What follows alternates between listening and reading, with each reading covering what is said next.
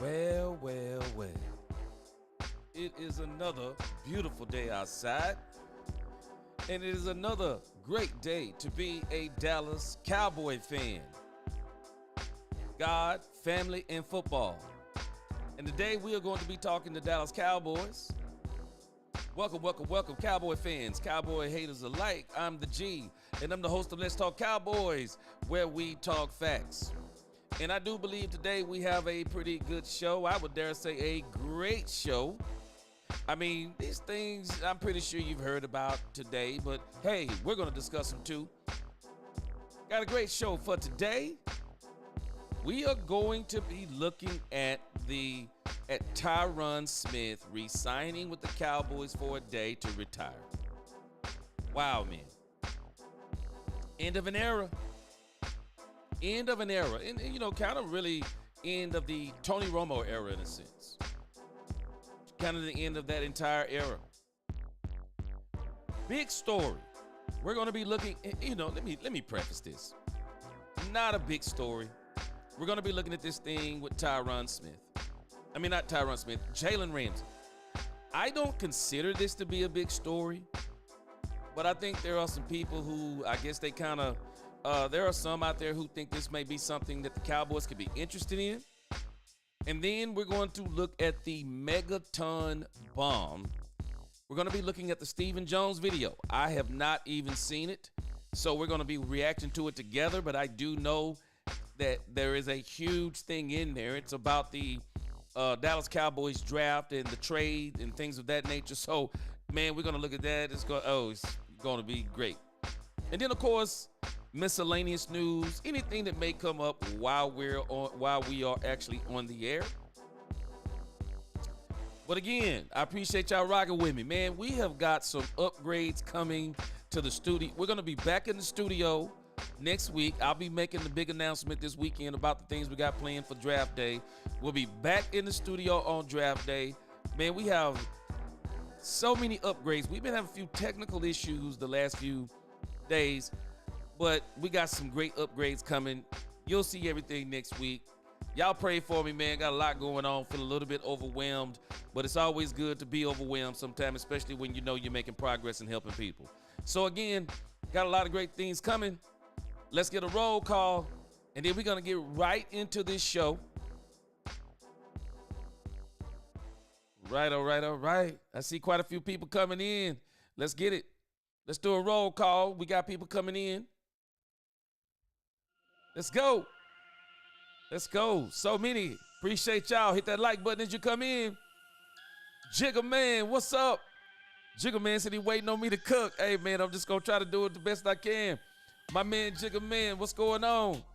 Well, well, well. Yes, sir, the dude. Let's go. Dak owns Filthy. The only man I know that has, he has endorsement deals on his name. Dak owns Filthy and Mando Invisible Cream. Yes, sir. What's going on? Daniel, what's going on, Daniel M? My top 5 supporter, Angie the Rebel Chicks. What's going on? She said, I'm at work. Hey, gotta do it. Gotta do it. Austin Lord, what's going on? Hallelujah. What's going on? Robert Simmons, yes, sir. Well, well, well. What up? John Jones in the crib. Let's go, Cowboys Nation. C. Burleson, salute to you. What's going on? Pure Gaming in the crib. What's going on? Cowboys Thanos. What's going on with you? Mills 36. Man, I can't wait to see what you got to say about this Jalen Ramsey. Oh, wait, he already said it. He said Jalen Ramsey. He said go get him ASAP. All right, we're going to talk about it. William Vogelli, what's going on? Yes, sir. All right, hold on a second. John James, you said we can't hear. I see everything on my side going good. See if you can refresh your browser. If y'all can't hear, let me know. Again, y'all let me know if you can't hear, but everything looks good on my side this time. Hey, Dot, what's going on with you? Daniel M., he already telling me, he said we don't need Jalen Ramsey. We're going to see what it do in just a moment. Bleeding Blue, what's good? Mr. Shotty, what's up? Uh-oh. I think you like Schottenheimer. Austin Lord, what's going on? Yes, sir. Gregory Davis in the crib. What's going on? Hoodie Kush 81. What up? What up? 214 Damien. What's up? What's up? Man, appreciate everybody being in here. D Hawks in the crib.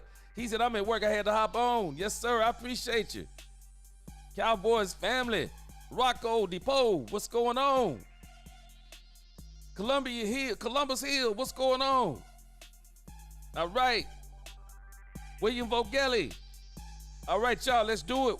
We'll greet others as they come in. Got a great show today. Dana Jet, I see you. Dana Jet, I see you. What's up? Let's do it. Let's get this thing started. I got a couple more. My man Keek up in here. Mitch Roman, what's going on? Alejandro, the barber, what's up? What's up? Yeah, let's get it. And we're going to open up this thing with Mr. Tyron Smith. And we're going to shoot over here to Athlon Sports. Boy, I can tell y'all ready to get it going with Jalen Ramsey. So we're not going to spend a lot of time on Tyron Smith because I really want to spend quite a bit of time on the Jalen Ramsey conversation, and I want to spend quite a bit of time on the Stephen Jones video. So I really want to get it going. And boy, I can tell y'all ready to talk about this thing with Jalen Ramsey. I am too, trust me. When I heard this news, I was like, wait a minute, what? But we're going to talk about it. But again, let's talk about, let's give a salute to Tyron Smith. Tyron Smith, great lineman for the Cowboys. Mr. J, what up with you? I see you in the chat. Tyron Smith, man. Let me tell you something.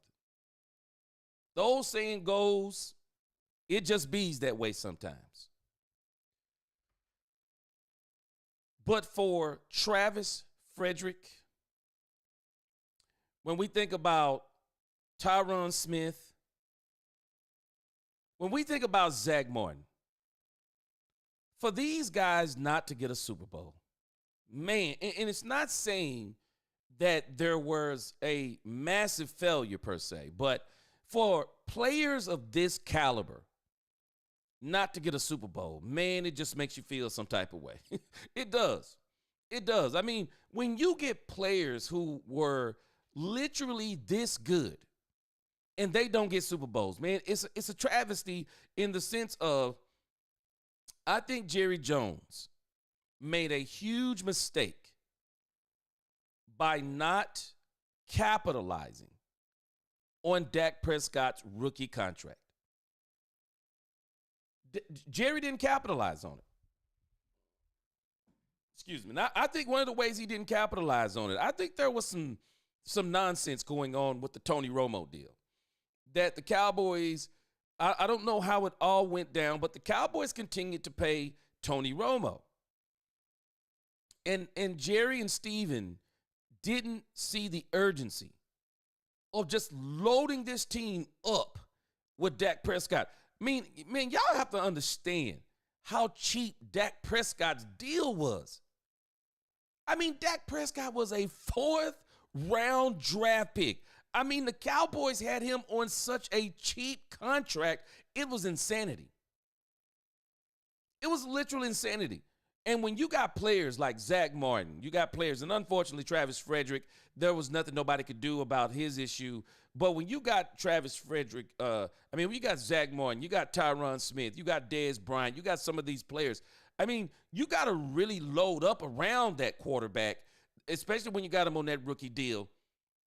You got Zeke on that rookie deal. Man, you got to load up so that these players like Tyron Smith, man, they don't go out like this. Tyron Smith, top 10 all-time offensive lineman in Cowboys history. 13-year career. He's only 34. Tyron Smith was such a monster. This dude was drafted at 20 years of age and has been dominant in this league. Tyron Smith is the only player that I could think of that was so dominant that we all know the last 6 to 7 seasons, the Cowboys, he was with the Cowboys. We all knew that Tyron Smith was not going to play a complete season. I mean, we all knew Tyron Smith wasn't going to play a complete season. But he was so dominant, man. We were willing to say, hey, man, if you can just give us 10 to 12, you give us 10 to 12 games this season, we're going to keep you on those big contracts. Tyron Smith was a monster. Tyron Smith was an absolute monster, physical specimen. Not being funny, but a physical specimen. I mean, if you saw Tyron Smith out of pads, I mean, this dude his muscle build was crazy. He was crazy strong, and it was one of the reasons why he was such a dominant player on the field. Dominant left tackle, man. I mean, he was crazy with it. And it says now 34 on the heels of a failed season with the New York Jets. Smith will announce his retirement at a press conference at the Star. He'll walk away from football as one of the best offensive linemen in franchise history. He's going to walk away from this thing as one of the best offensive linemen in NFL history. Tyron Smith was really that good. Of course, they're talking about he'll be in the Ring of Honor, check. He'll be in the Hall of Fame, check. 5-time first and second team All-Pro, 8 Pro Bowls, a member of the NFL 2010s All-Decade team. Tyron Smith was an absolute monster. I mean, and when you get guys like him, man, oh, you just hate when they don't get a Super Bowl because you know they were just that talented. But again, it's also kind of a testimony to how Jerry Jones throughout it's been ever since Jimmy Johnson. Jerry has been able to get these types of players, but he has never been able to put the teams around these players that could get them to where you know arguably that these players could have been dominant. I mean, it says right here, it says he never played in an NFC Championship game. We know he didn't. We know he absolutely didn't.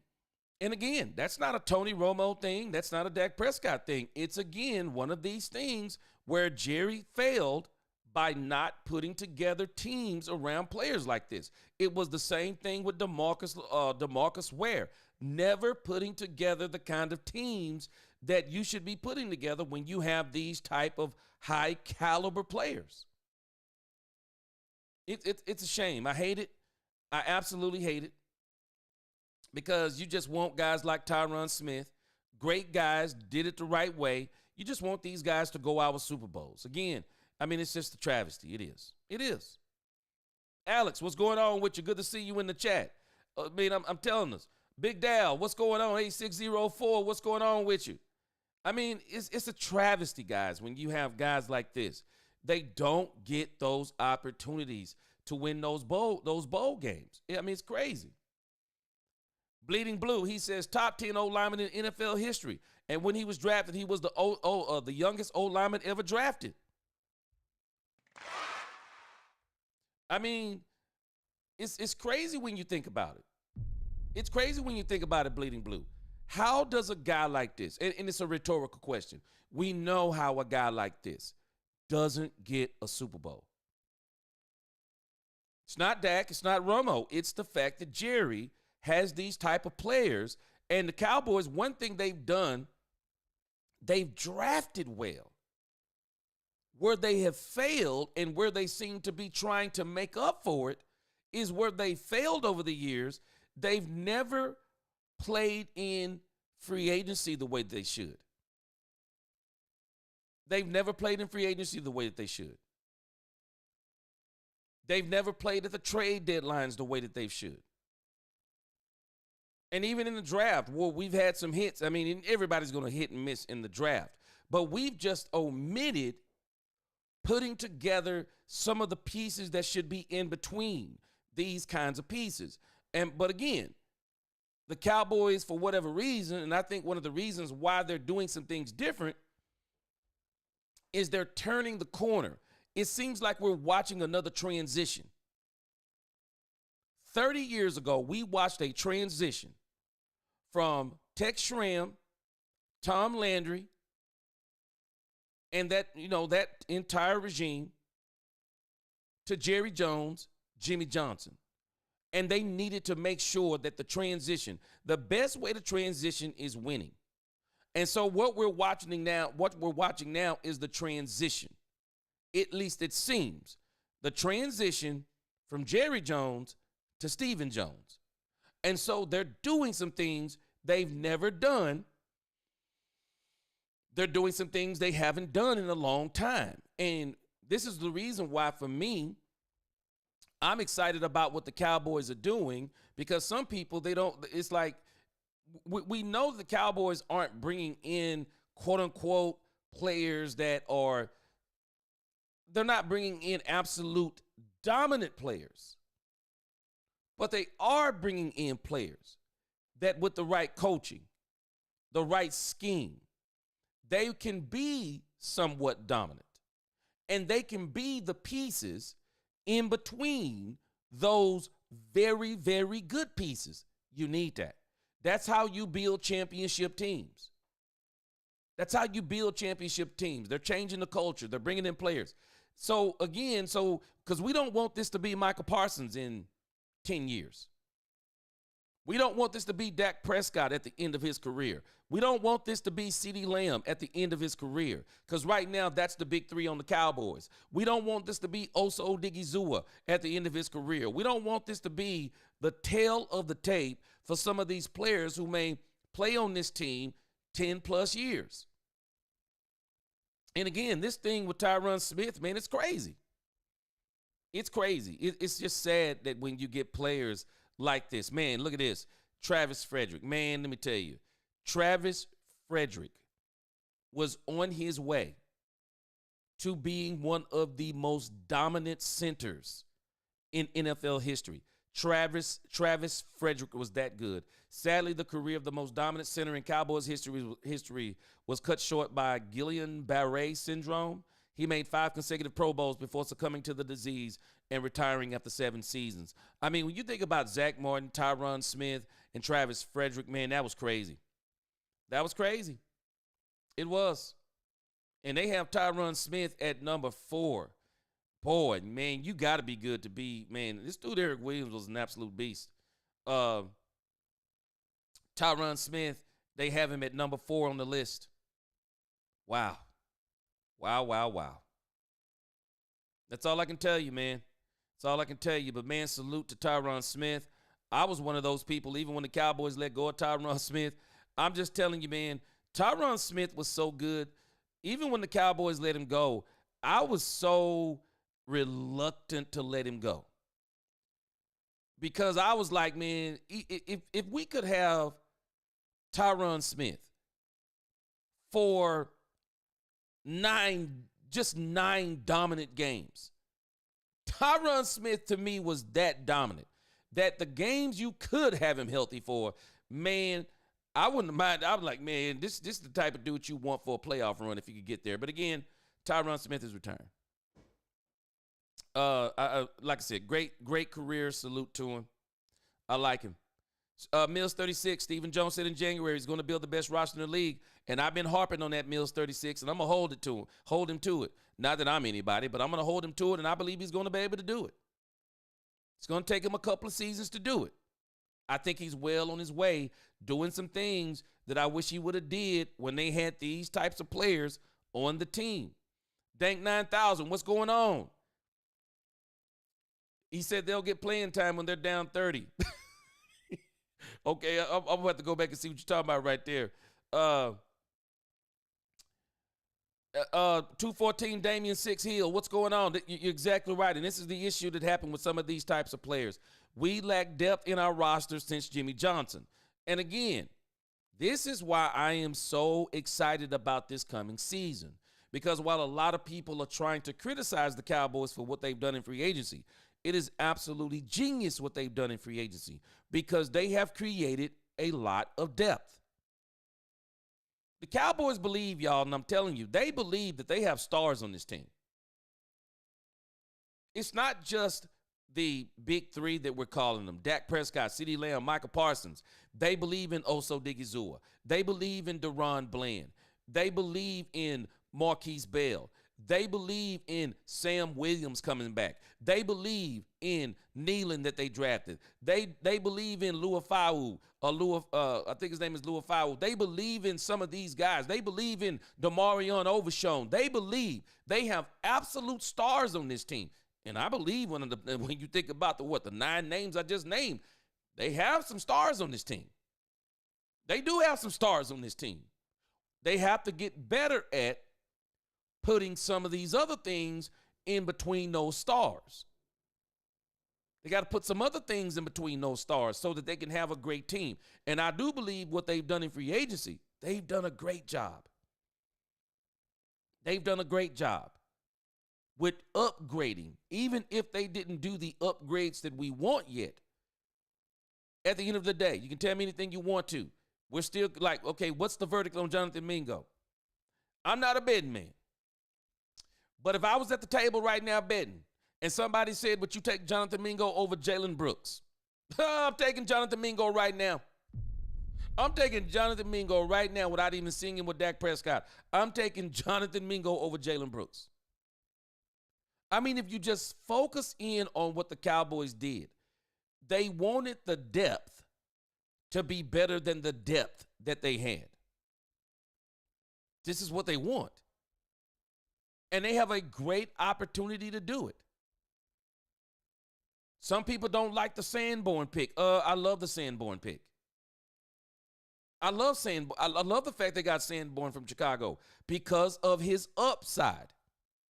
Because he fits the scheme, because he's a tackling machine, because you put a couple of good linebackers with him, and Sanborn should flourish. He should. He absolutely should. And then we're going to be able to go in this draft, and we're going to talk about this with the Stephen Jones thing. I'm telling y'all, guys, drafting at number 12, it's one of the greatest things to happen to the Dallas Cowboys in a long time. I don't like how we got here, but drafting at number 12, drafting at number 44, drafting at 76. We have the opportunity to get 3 top 100 players. I love it. I'm telling you, I love it. The Cowboys have got a great opportunity. But again, salute. Salute to Tyron Smith. I so wish Tyron Smith could have got him a Super Bowl. I do.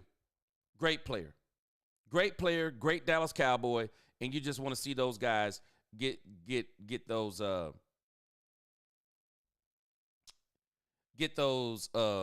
Super Bowls. I'm sorry, I was trying to read Big Dal and say something at the same time. Big Dal 8604. He said, check Clarence Hill news on Michael Deal. Said that him and Jerry have handshake deal that would make him the highest paid non-history quarterback. The highest paid non-quarterback in history. Big Dal, we already knew that was happening. I mean, we knew it was happening. And I'm going to tell you something, Big Dal, and I bet you thinking the same way I'm thinking on this. Jerry wanted Micah Parsons to be the highest paid edge rusher. I think Jerry wanted him to be. Because Jerry could have got that deal done early. He didn't want to get it done early. I think Jerry is getting that deal done when he wants it. He wants him to be that. We'll look back on that. I'm going to look back on that when we get to miscellaneous news. Appreciate that. Appreciate you dropping that. Ice Cold, I appreciate you. He said hit that like button for G. Yes, sir. We have 237 people in here right now. Ice Cold Cowboy, we only got 37 likes. Let's get them likes up. Push us out into that YouTube algorithm. Let's get more people in here. Yeah, we need more people. Yes. Gregory Davis, he said, what would you offer Ramsey? We're going to get to Ramsey right now. Let's move on over to Jalen Ramsey. Yes! Here we go! Man, let me tell y'all something. Man, when I saw this news drop on Jalen Ramsey, I wrote down a few notes on this thing with Jalen Ramsey. I want to see where y'all are on this Jalen Ramsey thing. I want to see if some of y'all are where I am on this thing. Man, this Jalen Ramsey thing, I'm just kind of like, Jalen Ramsey. Jalen Ramsey. I guess when we talk about Jalen Ramsey, let's look at what the article on Jalen Ramsey, athlonsports.com, cowboyscountry.com. Let's kind of look at what they're saying about, let's see if they said anything about Jalen Ramsey. I've already seen some people reporting on this. And it sounds like, for whatever reason, I guess people are saying that the Cowboys may be a candidate in this thing. And they're talking about it faces one major block. Let's see here. I think it faces another major block. Let's see what their major block. Let's see if we're on the same page with the major block. It says Cowboys trade for Jalen Ramsey proposal faces one major block. It said the Dallas Cowboys have the money they need and the window. Now it all comes down to whether Jerry Jones and David Mulugeta can put aside. Can put pride aside for a potential championship move. Oh my gosh. Now, for anybody who does not know, I can already tell by the headlines. Y'all do know who David Mulugeta is, right? David Mulugeta is the agent for Micah Parsons that Jerry Jones said he don't know. The very agent that Big Dal said that Micah and Jerry have a handshake deal. So here we go again. If Jerry and Michael have a handshake deal, then what does Jerry and the agent have? Because agents don't deal in handshake deals. Agents don't deal in handshake deals. Agents deal in sign on the dotted line deals. Here we go again. This stuff shouldn't be happening. But again, okay, whatever. But David Mulugeta, Jerry has rubbed him the wrong way. And I can't remember, one of you guys said this. But this is why you have to be careful. This is why you have to be careful. Because the person you kick in the butt today may be the very butt that you have to kiss tomorrow. Always be careful the way you kick people around. Be careful about how you push people. Be careful, because they may be the very people you have to come back to. And when you have to come back to those people, oh man. Jalen Ramsey. If David Mulugeta got to deal with Jerry Jones on Jalen Ramsey, and we think about even the potential players that are coming up in this draft, and Jerry has disrespected David Mulugeta, he better get this right quick. Because you mess around and those players you want, they're represented by David Mulugeta, and that in his operation, they're going to stick it to you. They're just going to stick it to you. I don't know what else to tell us.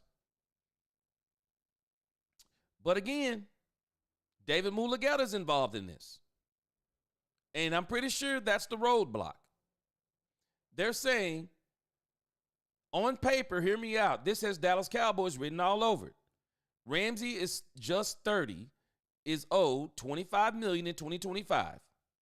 But with a $4 million roster bonus already triggered, the acquiring team would only take on a $21 million hit this season. He also currently is under contract through 2028, a timeline that perfectly aligns with the Cowboys' current competitive window, though money does get a little bit more tricky on the Cowboys' book with each subsequent season. It says, but here is where it gets fascinating. Because of the massive salary commitment, his draft day trade cost may be relatively low. Miami clears cap, Dallas spends a large but fair amount of money, fills a glaring hole, and everyone wins, right? Well, maybe not. The twist in the story is Ramsey's agent, David Mulugeta. Yep, David Mulugeta. That issue, and that's what they're talking about, that issue with David Mulugeta may come back to bite him. I'd like to think the agent wouldn't do that. Stop it. He would do it. Anybody would do it. But again, it would take Jalen Ramsey to say, don't do it. He said, I'd like to think that an agent wouldn't do that, but I do think it's worth tossing into the conversation. Also worthy of mention is Dallas' COO, Stephen Jones' infamous frugality when it comes to credit card spending, and some of that might be needed here. The Cowboys have about $35 million in cap space. Now, once they do Micah Parsons' extension, I don't even have to read the rest. Once they do Micah Parsons' extension, that will open up probably somewhere an additional, 12 to $14 million. And so let's talk about Jalen Ramsey. Let's talk about Jalen Ramsey. I will tell you off the rip, I don't like the Jalen Ramsey trade. I do not like the Jalen Ramsey trade. I want y'all to tell me what y'all think. I do not like the Jalen Ramsey trade. I do not like it. I do not like it because I have written down some pros and cons of Jalen Ramsey. And y'all tell me what y'all think. I got some pros and cons on Jalen Ramsey. And I'm very interested. Let me read a super chat real quick. Got a super chat from Bleeding Blue.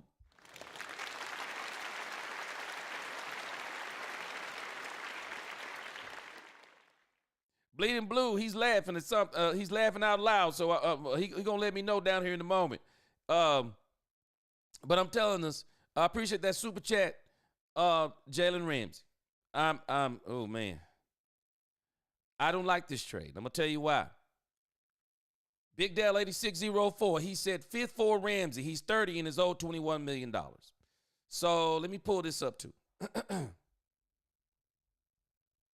me pull up Jalen Ramsey's contract. Now, what I'm telling you about Jalen Ramsey, I want you to understand something. I'm not telling you Jalen Ramsey isn't good per se. I'm not telling you that he isn't good per se. And I'm going to give you the pros and the cons of Jalen Ramsey. Let's kind of look at what we're working with here with Jalen Ramsey. Okay, I got his contract pulled up. So, let me give us the pros on Jalen Ramsey, and I'm going to go through your comments as I'm reading this. The pros on Jalen Ramsey. Wait a minute. Ice Cold Cowboy got me down here laughing. Ice Cold Cowboy says Rainbow Ramsey. I already know what you're talking about. When it comes to Jalen Ramsey, let's look at the pros. Jalen Ramsey would fit into the Dallas Cowboys defense from this perspective. Jalen Ramsey is an excellent tackler. Jalen Ramsey is an excellent tackler. I'm not talking about a good one. He's an excellent tackler. He ranked second best in the league as far as defensive backs goes, as in tackling. Second best. And when you think about the one place where the Cowboys suffered last year, especially at the hands of Trevon Diggs couldn't tackle nothing last year. Trevon Diggs' tackling was horrendous. And if you're going to be a team that's going to stop the run, you have got to have good tackling from your defensive backs. And the reason why you need to have good tackling from your defensive backs, you think about what Brian Schottenheimer was talking about. You need extremely good players from the outside in when you're talking about cornerbacks, edge rushers, and even when you're talking about safeties, because they get isolated from time to time. They get isolated on a wide receiver. They get isolated on a tight end, isolated on a running back. Maybe they're the only thing that's coming. Maybe they're the only thing that stops a running back. Maybe he breaks out the backfield and he gets towards the outside. Can they get him back towards the inside of the field so that they can get him back to the tacklers? Or does he just run over that cornerback or put a move on him and take it to the crib up the sideline? The outside Your outside players, your cornerbacks, they have to be not only very good pass defenders, they have to be very good tacklers. This is the one place I'm telling y'all, Trevon Diggs, go back and look at the tape. Trevon Diggs, man, he was sucking it up. He was sucking it up out there. So Jalen Ramsey fits the Cowboys. Again, his contract is up in 2028. He fits the Cowboys in the timeline. And I'm going to tell you this. I'm going to keep it 100. Hey, man. Jalen Ramsey is a dog. He got dog in him. Jalen Ramsey is a dog. I'm not telling you it always translates, but he's a dog. He's an absolute dog. I'm gonna give that part to him. I'm not gonna hate on him. He's an absolute dog. He is. Bleeding Blue, he says, can we afford him? Okay, let's get to some cons. Raymond Estrada, what's going on with you? Good to see you. Angie, I love what you just said. Every time a big player is available, Angie, you hit it right on the head. Every time a big player come up, the Cowboys are linked to him. Angie, I'm just telling you. Every time they say this, it's almost like people say the Cowboys are looking at him. Say the Cowboys are looking at him so you can up your stock. So you can up your value. So you get even more attention. Ray Royce, he said Ramsey, Diggs, and Bland. We're going to look at that in just a moment. We're going to look at that in a moment. KC, man, as an FSU fan and a Cowboys fan, this will be gold. He's a cornerback that loves to come up and tackle. That is the pros of Jalen Ramsey, who looks like a wide receiver when it comes. He said Diggs looks like a wide receiver when it's time to tackle. KC, let's remember. KC, what's up? Good to see you again. Hey, let's remember. Diggs is an ex-wide receiver. And Diggs got wide receiver hands. He does. He got wide receiver hands. Got to give it to him. He's a dog, straight up. I got to give it to him. And let me go back to what KC talked about. I think it's KC here.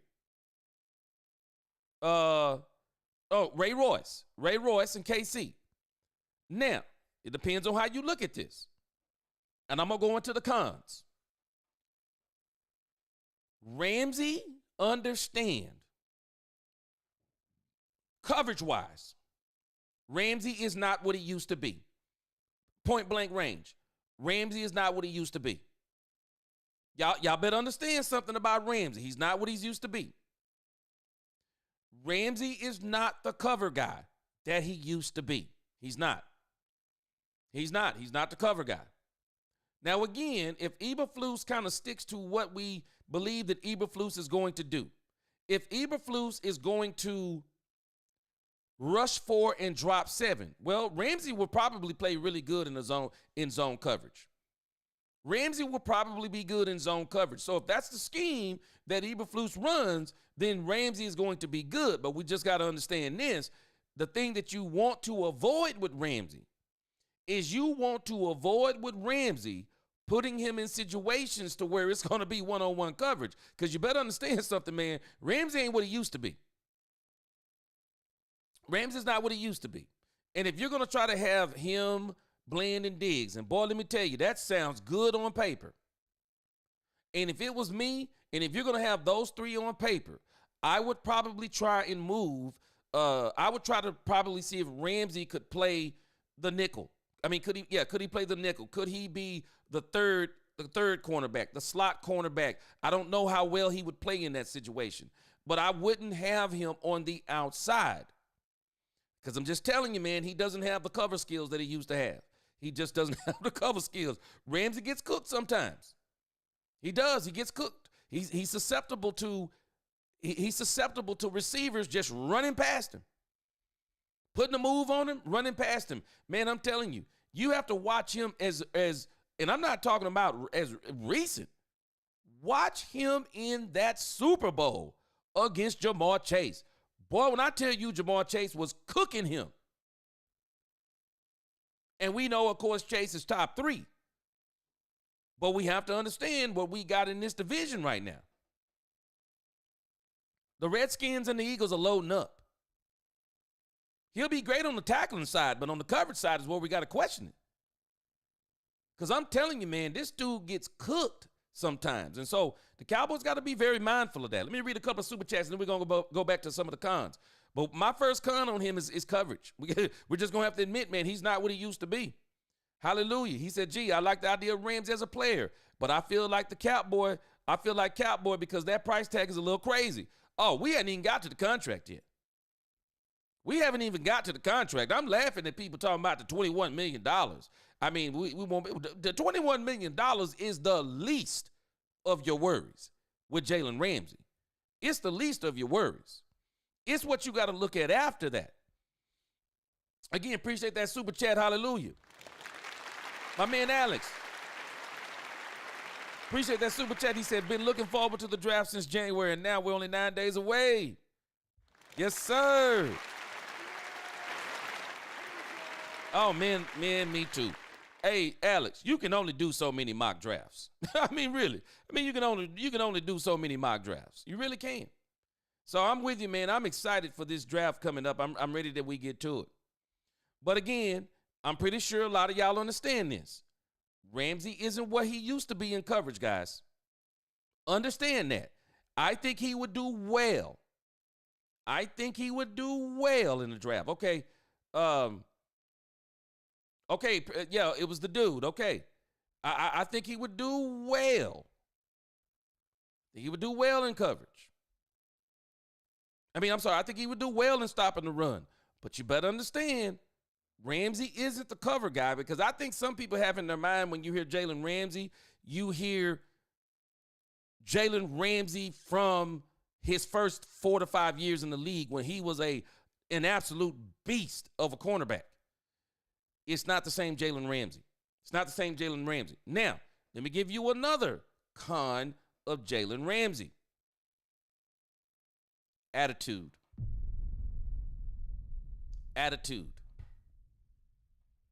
He's a dog, but there's an attitude you have to deal with. Jalen Ramsey got an attitude, guys. I don't know what to tell you. I don't know if you call it an attitude problem, but Jalen Ramsey, he got a little attitude. He got a little attitude, the way he act, the way he may do things, the way he carry on. Now, again, I want y'all to think about what Brian Schottenheimer has been preaching. The right kind of player. He's talking about the character of the player. Now, Jalen Ramsey, don't worry, you're not going to have any problem with off the field issues with Jalen Ramsey. Model citizen. Jalen Ramsey is, for all intents and purposes, a very good guy. At least I think he's a very good guy. But when it comes to football, Jalen Ramsey, when he gets tired of something, Jalen Ramsey, he it's almost like he don't have a filter. And you have to understand, I do think Micah Parsons is maturing. We're going to see how that all continues to develop. But again, Trayvon Diggs, a little bit of strong personality too. And so you have to understand, guys. I've heard so many people say this. You have to be very careful with how many of these types of guys with these strong athletes, these strong personalities, can you have on one team?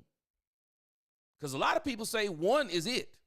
A lot of people say one is it. You can only have one team or one TO. You can only have one Antonio Brown. You can only have one Trayvon Diggs has got a pretty strong personality. Been for the most part a model guy. But you think about, and I think Micah Parsons has kind of been our strong personality guy, but he seems to be tapering off and moving more into the leadership area. But again, and let me segue this into Micah Parsons. Jalen Ramsey comes with some skins on the wall. He comes with some skins on the wall. Talking Super Bowl stuff. He comes with some skins on the wall. He comes with that type of aura. We're trying to turn the leadership of this defense. And this is what it's needed. Dak Prescott is the leader of the team. But he spends his time with the offense. Dak and this team needs a leader on the defense. We need leaders on the defense, but we need the leader on the defense. And we're trying to turn the leadership of the defense over to Micah Parsons. And the question becomes, Jalen Ramsey comes in here, older cat, 30 years of age. This aura about himself, swagger about himself. Does he challenge some of that leadership of Micah Parsons? Because I'm telling you guys, this thing with Micah Parsons, it's at a very fragile stage. Micah Parsons wants this to be his time. Jerry Jones is about to give this man big money, and he wants this to be Micah Parsons' time. Dak Prescott wants this to be Micah Parsons' time, so it's Micah Parsons' time. Can Micah, young man, handle a Jalen Ramsey? Can he handle a Jalen Ramsey? You got to ask this stuff. I mean, what does the locker room think about this? You have to ask this stuff. When you start talking about bringing in a player like Jalen Ramsey, you have to, I'm telling you right now, you have to run this through Micah Parsons and Dak Prescott. You have to run this through Micah Parsons and Dak Prescott. Y'all tell me if you agree, but you have to run it through them. You have to run it through them and see what they think about this. These players know stuff. They know how these guys are in the locker room. They know people talk around this league, even when they're not talking in the sphere of the court of public opinion. But I don't think any of us are dumb about Jalen Ramsey and how he is sometimes when he gets things in his mind. He's not willing to, he's not shy of expressing himself on how he feels about certain things. And don't think for a second that the very thing that I'm telling you about, you got to ask yourself, why in the world would the Miami Dolphins pay this man a roster bonus and now saying, well, we don't want him on the roster? Sometimes we're not being logical. We're not asking the right questions, and we're not following the right breadcrumbs. Man, you don't pay a dude the roster bonus and start talking about we don't want you on the roster. Why? Hey, man, we don't want you on the roster. We don't want to pay a roster bonus. We need to start trying to put it out here right now. Hey, anybody want Jalen Ramsey? Always question. And I already know the Joneses are already questioning this. The Will McClays, they're already questioning this. And they're probably questioning this as we speak. Why would why would the Dolphins want to get rid of Ramsey? Don't think it's just about the money. Because when you're playing at an elite level, just like we're saying we can take on $21 million, well, the Dolphins can figure it out. I want you to look at his contract. Ask yourself this question. Why are the Dolphins? They have 2 void years on this contract. If it was just a money issue,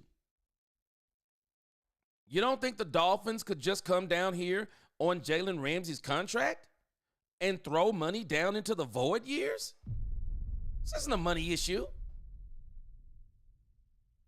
This isn't a money issue. If Jalen Ramsey is still top top dog in this thing, well, go in there and redo his deal. He can't stop you. This stuff is typically built into these deals. You just go in here and push the button, and you throw the money down into the void years because that's why you have the void years there. You're discussing this with the player. Hey, you know what? This is a quote-unquote 5-year deal, 5-year extension. We have 3 void years built in. 3 void years built in. So, and this is what you're signing to. This is the money you're going to get if we don't do anything with your deal. This is the money you're going to get if we don't push not one button on your deal for the first 5 years of the contract. But at any moment in your tenure here, if we want to sign another player and we want to lessen your cap hit, this is what you're signing. We're going to just push the button in this contract, and we're going to push money down into the void years. Everybody, agent, player, everybody all on the same page? Yes, sign right here. If the Dolphins thought he was still all that in a bag of chips, they could easily come down here into these push money into these void years. There's a little bit more going on with Jalen Ramsey. I'm just telling you. This isn't just a money thing. If it's a money thing and you got a player that's still performing at the top of their game, I'm sorry, you're not giving them up over a $21 million or as they say here, cap hit, $16 million hit. You're not doing that. So we're going to have to understand one of the cons is, what does this do to the locker room? It's not does he fit the system as in on the field.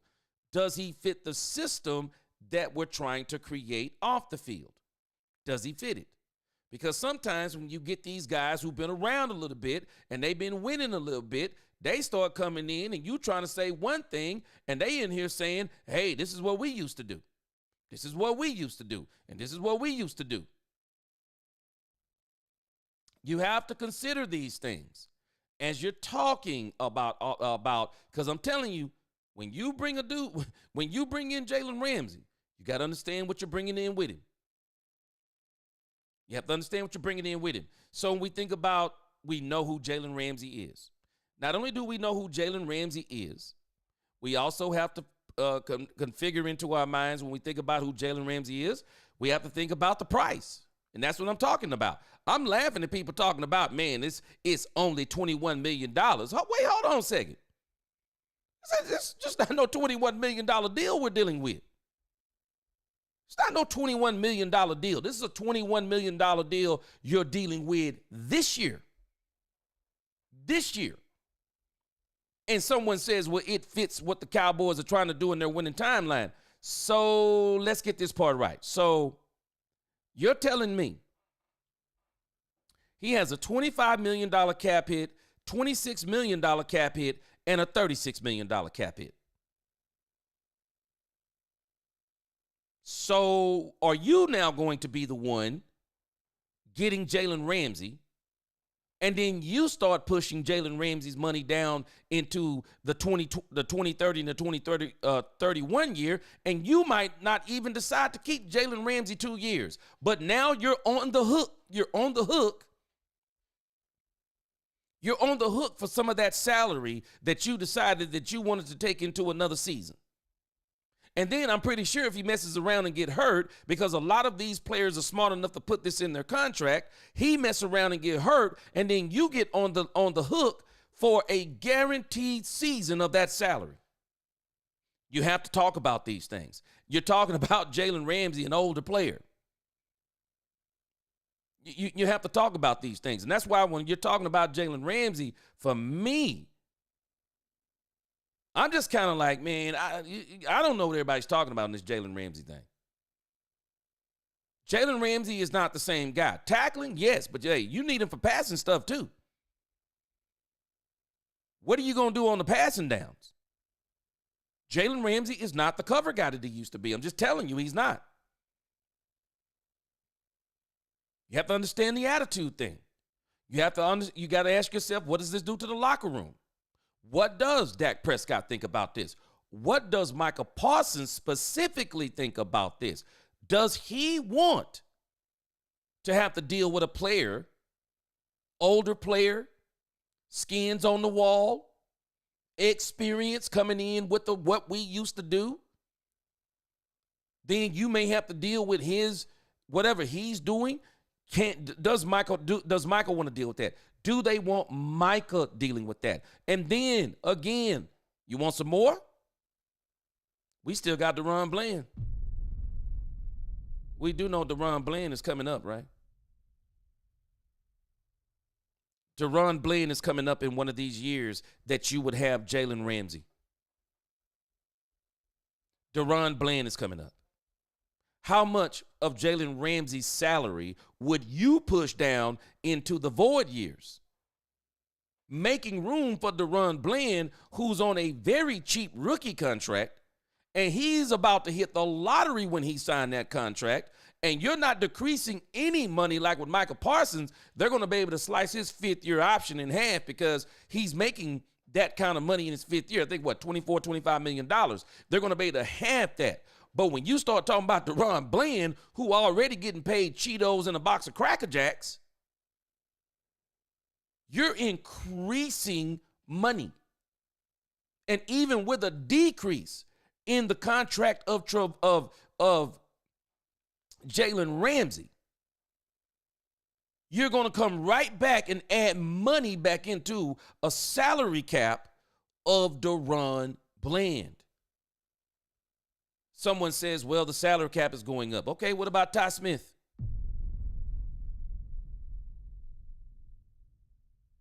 What about Ty Smith? We do know our kicker also. Our kicker is on the last year of his deal. We have people to sign. And to say that we won't have to worry about Jalen Ramsey's deal down the road, no, you're going to be fully worried about Jalen Ramsey's deal down the road, because you'll have to ask yourself as early as what? The 2026 season, he's 32 years old. You're going to have to ask yourself, do we want to pay $25 million for a nickel defensive back? Or do you say, so you're going to replace Trevon Diggs with an aging cornerback who may be able to tackle better than Trevon Diggs, but I would dare say he's not covering as good as Trevon Diggs. He's not. And then again, what are you going to give up in draft capital? There's no way you're giving up anything above a fifth or a sixth. There's just no way. So as far as that part goes, I don't think it would be a big deal. But again, I know we're thinking, and I'd like the comment of Diggs, Bland, and Ramsey. Well, I'm just being 100% real with you. If you're reading the tea leaves, I don't think the Cowboys, we don't even know where they are on Diggs. I'll be shocked if Diggs gets extended. I'll be shocked if Diggs gets extended. So if you are talking about Ramsey, Diggs, and Bland, you might not see that but half a season, because the reason they would even be looking at Ramsey is that they're anticipating that Diggs is not going to be ready for the beginning of the season. And I know Diggs is looking fantastic in those videos. Man, let me tell you something. Working out is a whole lot different than being on the field in playing in the actual games. This thing with Trevon Diggs, I'm just telling you guys, it ain't what people think it is. There has to be a tremendous amount of thought process that goes into this thing with Jalen Ramsey. Because what are you saying about Trevon Diggs? Because I think with Jalen Ramsey, you're really saying that we don't think Trevon Diggs is going to be a part of this thing going forward. Because you still are going to have you got a huge decision to make. The Cowboys have Trevon Diggs' contract fixed to where they can get from under Trevon Diggs' contract at the end of this season and save a tremendous amount of money. So you're going to let him go just to get up under another and even more tremendous contract with Jalen Ramsey, who may be a better tackler, but boy, when you're talking about coverage, y'all better go back and check the tape on Ramsey. I think he'd be maybe fine in some zone, but boy, you mess around and you get him on the outside and somebody can single him up or they try to run past him. I'm telling you, you better understand where we are with Ramsey. We better understand. And I'm just telling us, one, I don't believe the Cowboys are doing it. I just tell you up front, and I don't just think it's the money thing. I'm not sure he fits into what they're trying to do for the next 3 to 4 years. I don't think they're doing it. But the money thing is not just a Ramsey money thing. The money thing is a DaRon Bland money thing. It's a DaRon Bland money thing. It's the other players, Ty Smith money thing you got coming up. There are just so many things you got to think about with Ramsey, and you got to think about the return on Ramsey. You got to think about the return. Now the Cowboys can fool all of us. They may extend. They may say we want Ramsey, extend Diggs, and sign Bland. But I'm gonna tell you something. If you're not hearing me, you better hear me. That is going to be a tremendous amount of money tied up in cornerbacks. Tied up in cornerbacks. Kaiir Elam is here, and I'm telling you, the Cowboys are banking on Kaiir Elam to be good. Do not be surprised if the Cowboys, with that third pick, the Cowboys may go and get the best cornerback remaining with that third pick. Man, this Jalen Ramsey thing, guys, I'm just telling you, boy, this Jalen Ramsey thing is a doozy.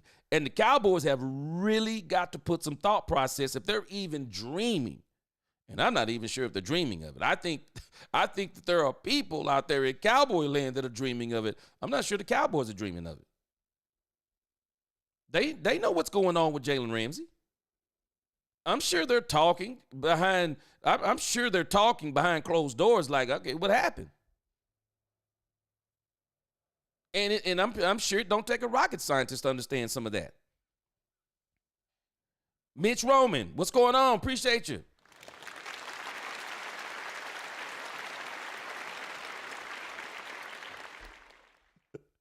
Oh, man, I love what you said. Mitch Roman said, the Joneses have too many Jalens, and that's not good.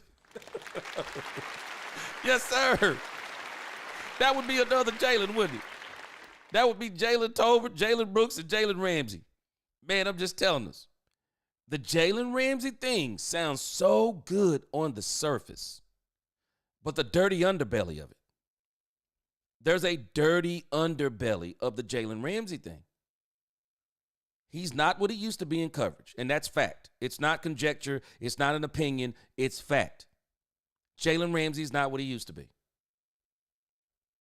He's an aging cornerback. And if I'm Jalen Ramsey, let me tell you something.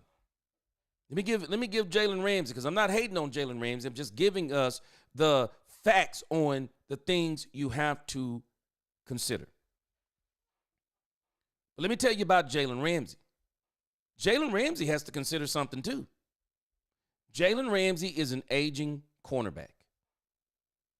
And we all know what happens to aging players that still have some gas in the tank. They rarely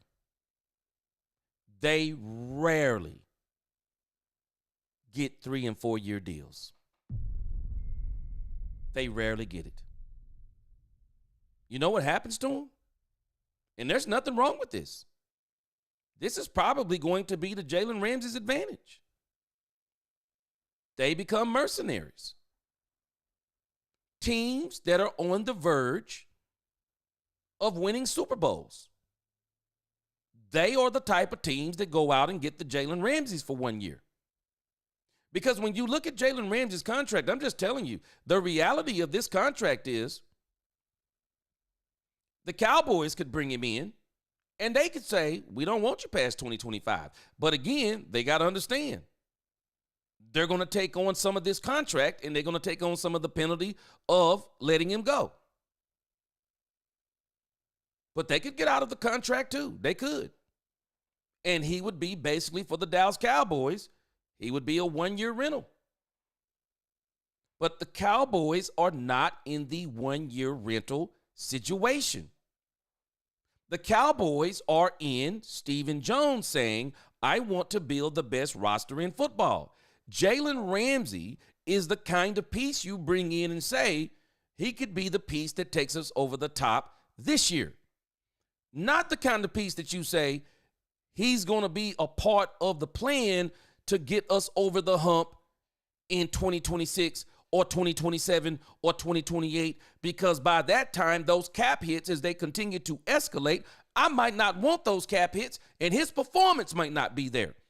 He's not that type of player. If he was 28, it's a different conversation. He's 30. I think he's about to be 31.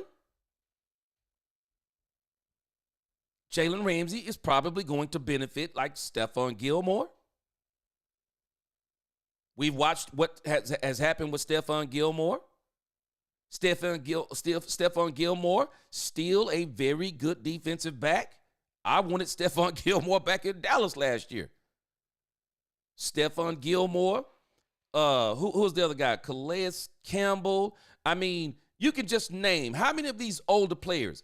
Ndamukong Suh was a mercenary. Antonio Brown became a mercenary towards the end. How many of these players does this happen to? They hit 30 or 31. They're still good, but they got some kind of massive contract that no one wants to take on for the next 3 to 4 years. And can you blame them? Why would the Cowboys want to take on Jalen Ramsey's contract until he's 35 years old? Why would they want to do that? And especially when you look at the tackling is great, but the coverage, It's a little bit to be desired. Why would you do that? When you can just go in the draft, get the best cornerback at the third pick in the draft, get the best cornerback, and you got him for 4 years for the same price you got Jalen Ramsey for 1. Nope. I'm just telling y'all where I am on this. All this stuff that people keep suggesting, it's all good and dandy. Cowboys, unless it is somebody like Trey Hendrickson, unless it's somebody like that you know, I'm telling you right now, I don't understand these talks about people like Jalen Ramsey. Jalen Ramsey is a defensive back. Will he help? He'll help some.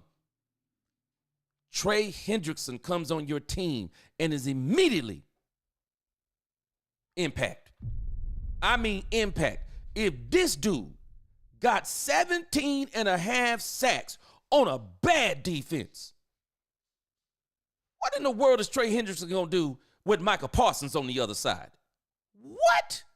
Man, I'd much rather be looking at those types of transactions rather than the transaction of Jalen Ramsey. But again, I think Jalen Ramsey is about to benefit. Jalen Ramsey is going to be able to be a mercenary going forward. And that may be the best thing that could happen for Jalen Ramsey. Go to these teams on 1-year contracts, making $10, $15 million a season. Rather than going to a team that you know may not even want you past the first or second season, and then you don't even get to see the rest of the contract. And I guarantee you there are teams that will be willing to take more of a chance on a Jalen Ramsey on 1-year deals and just giving him astronomical money. And everybody understands, hey, man, this is a 1-year deal. This is a 1-year deal. There's nothing else to do. So, again, I'm going to read some of your comments before I move on to Stephen Jones. I want to see what you're saying about this issue with Jalen Ramsey. JJM, what's up? He said Ramsey isn't happening. Salary cap is just a set of accounting. If you look at Dallas roster in real cash terms, you're looking at around $200 million a season. JJM, again, this is one of the things they have to consider. And this is if you're talking about 27-year-old Jalen Ramsey, hey, man, you probably not even blinking on this deal. Other teams probably aren't blinking on this deal. I mean, the Miami Dolphins would probably hit the lottery on this deal on a 27-year-old Jalen Ramsey. We're talking about a 30-year-old Jalen Ramsey. And the rest of that deal, man, that thing is crazy. The rest of that deal is crazy. I wouldn't even want to touch trying to figure out that deal. No, thank you. Ice Cold Cowboy, he said pros. He's a former Pro Bowler. Cons, he's overpriced and past his prime. Ice Cold Cowboy said he's past his prime and shops at T-Move. Ice Cold Cowboy, I'm telling you, man, you be on it, man. I'm telling you be on it. Daniel M., he said, if you got Miami to pay half of that contract, then we can talk about a potential deal. But they want to just dump him. I'm El Paso. Yes, sir. Yes, sir. I feel you on that.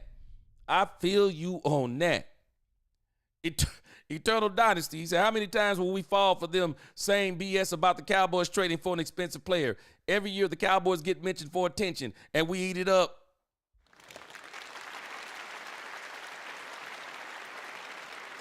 Eternal Dynasty. When I first saw this, I just laughed. And I know it's the offseason, man. We're grabbing, and I'm not mad at anybody. We're grabbing for stories. I'm going to do a video about it after this. And I may just use the soliloquy I just gave on this. But again, man, this thing with Trayvon Diggs, hey, man, this ain't no joke. This thing with Jalen Ramsey, it's not a joke. I mean, you really got to – I don't think it's even a reality for the Cowboys. I think people are wanting it maybe to be a reality, but it's not a reality. And I know we're going to get some people, and they're going to come in. They're going to give us every reason why the Cowboys should get Jalen Ramsey. No. The Cowboys need to stand pat. If we're talking about a cornerback, you've already bought in Kyer Elam. You've already bought him in. Go to the draft. Go in this draft, get your wide receiver in the first, get your running back in the second, third round, go get your cornerback. Go get the best cornerback on the board at the third round. Or, and we're going to talk about the or in just a moment because we're getting ready to watch the Stephen Jones video. Mirko, what's up? He said, no, sir, don't want Rams at this point. Overpaid and a diva. Yes, sir. And that's the very reason, that's the thing, Mirko. I'm trying to get people to, hey, understand. Man, we're passing the leadership baton. This is the very stuff. It was the DeMarcus Lawrence stuff. It was time for DeMarcus Lawrence to go. Michael Parsons is going to be the leader of this defense. And we don't want anybody putting that in jeopardy. Nobody. We want people, if we're truly saying that this man is going to be the leader in this defense, we're going to need people to kind of be on board with that. We need other leaders on the defense. Don't get me wrong. But we need those other leaders on the defense to be the kind of leaders that they're not trying to challenge for the leadership by maybe some of the things that they might say, by their attitude, or having to manage. That's not what we need. We need guys who are just going to be straight up dogs and be leaders in that way. With their aura of, not an aura of, I've been here, done this, and I know this, and I've been here. No, guys who are here. Guys who come in new from college, maybe. But we don't need the Jalen Ramsey thing. I'm just wondering if that might be a little too much. We just let go of DeMarcus Lawrence, and we already heard Michael Parsons say that the veteran thing was one of the things he didn't like. So why bring it back in? Alejandro, the barber, what's up? He said, with Dallas running a press man, Ramsey fits, and it is an upgrade. I feel you on that part. But again, I'm just telling you, man, Alejandro, just check the tape on this man. He's not the same one. He's not the same one that we thought that he used to be. Angie talk about Ice Cold. Boy, Ice Cold be killing me with the, hey, man, you killing me. I love it. Robert Dudley said, no way, just say no to Ramsey. 30. We already have Diggs his year too. Hey, man, I'm the same way on that. Who on Dallas is better than Ramsey right now? Great question, Ray Royce. Let me ask this question. Let me answer your question because I don't want to answer a question with a question. Coverage-wise, Deron Bland is better than Jalen Ramsey. Coverage-wise, right now. Trevon Diggs comes back, and if he's healthy, Trevon Diggs is better coverage-wise right now, not tackling-wise. Now, Ray Royce, let's pose the next question. It's not so much who is better than him right now, because the Cowboys are not on at least in my estimation, based on what we're doing, we're not in a right now mode. We're not in a right now as in Jalen Ramsey right now is the difference between us going to the Super Bowl and the playoffs. Jalen Ramsey is not that right now.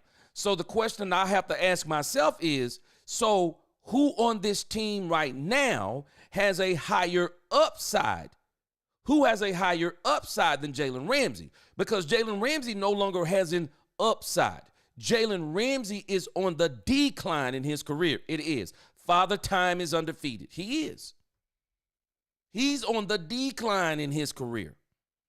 Because if he was on the incline, if he still had an upside, there's no way Miami is getting rid of him. There's no way Miami is getting rid of him. And the trade partners would be lining up right now for Jalen Ramsey. Man, everybody know what this is. Everybody know what this is. This isn't just a money thing. Everybody know what this is. They could push Jalen Ramsey's money down into the void years. Everybody know what this is. This dude is on the decline, and everybody knows it. And again, Ray Royce, think about this. Your tolerance level, the way people tolerate you, is based on your performance. Man, we all knew what a clown show Antonio Brown was. But that dude on the field, monster mode. Man, that dude was monster mode on the field. Teams are willing to say, hey, man, we going to do it. Bring him in. We going to do it. Why? Why did Tom Brady want Antonio Brown on the Tampa Bay Buccaneers? Why did he want Antonio Brown on the New England Patriots? Why did he want Antonio Brown? Because Antonio Brown was not a 3 to 4 year plan. When you were bringing in Antonio Brown, you know what you were saying? Super Bowl. No, not playoffs. Super Bowl. That's what we're bringing him in for, Super Bowl. We don't want him past 1 year. We don't want him past 1 year. We talking Super Bowl. That's what they were talking on him. And it's the same thing. Any team getting Jalen Ramsey. And this may even be Jalen Ramsey's attitude. Man, nobody picks up Jalen Ramsey, whatever the case may be. Man, Jalen Ramsey, from this point forward, he gets to pick whatever team he wants to go to. And if you still got some gas in the tank, there's still a system that you maybe can fit in. You just hit the jackpot. I mean, think about it. These players are all over the NFL. Baltimore Ravens, DeAndre Hopkins. He's a mercenary now. I mean, how many teams has he played for in the last, 3 to 4 years? I can remember I think he might have went to Arizona. I mean, what was he on? Arizona? I can remember Arizona. He just played on the Kansas City Chiefs. The Chiefs didn't decide to keep him. Now he's went to the Baltimore Ravens.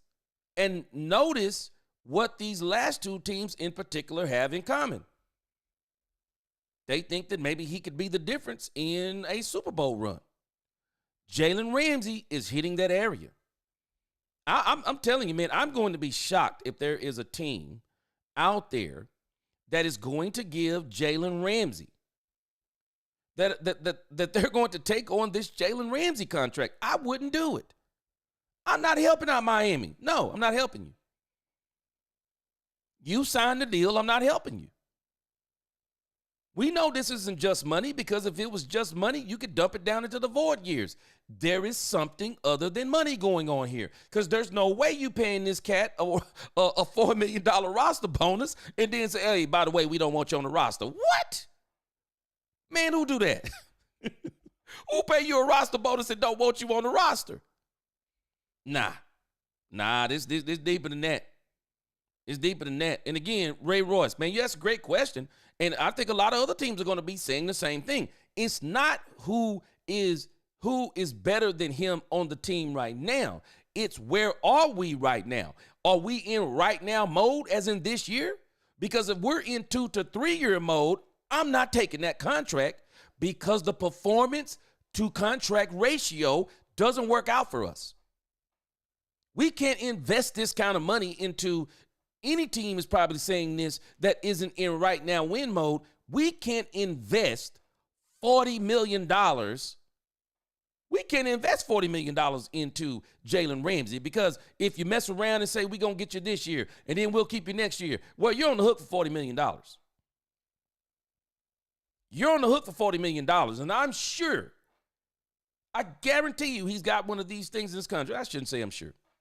I wouldn't be surprised if he's got one of those clauses in his contract that you mess around and get him in 2026, or he stays to 2026. He gets hurt, full $25 million. Full $25 million. Now, I can't do it. I can't do it. It doesn't make sense either way for the Cowboys. Again, the upside to me, the upside for him, it's just not there. Hungry Heifer said he's a guy that would definitely help for a few years. Well, if that's how you feel, Hungry Heifer, if you're the Cowboys and that's how you feel, then you're going to have to get ready, because you are going to be eating a humongous contract. I'm willing to bet you that Jalen Ramsey don't play for the Cowboys past 35, but the Cowboys will still be paying for Jalen Ramsey. I like Jalen Ramsey. This is no knock on Jalen Ramsey. I like the Dallas Cowboys.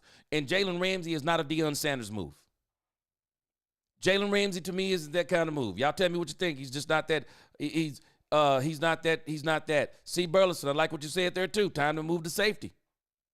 I can see that too. But this ain't that move. This is not that move. Not Jalen Ramsey. No. Dana Jett says we haven't ran or stopped the run in years. Let me go down a little bit further on some of your comments.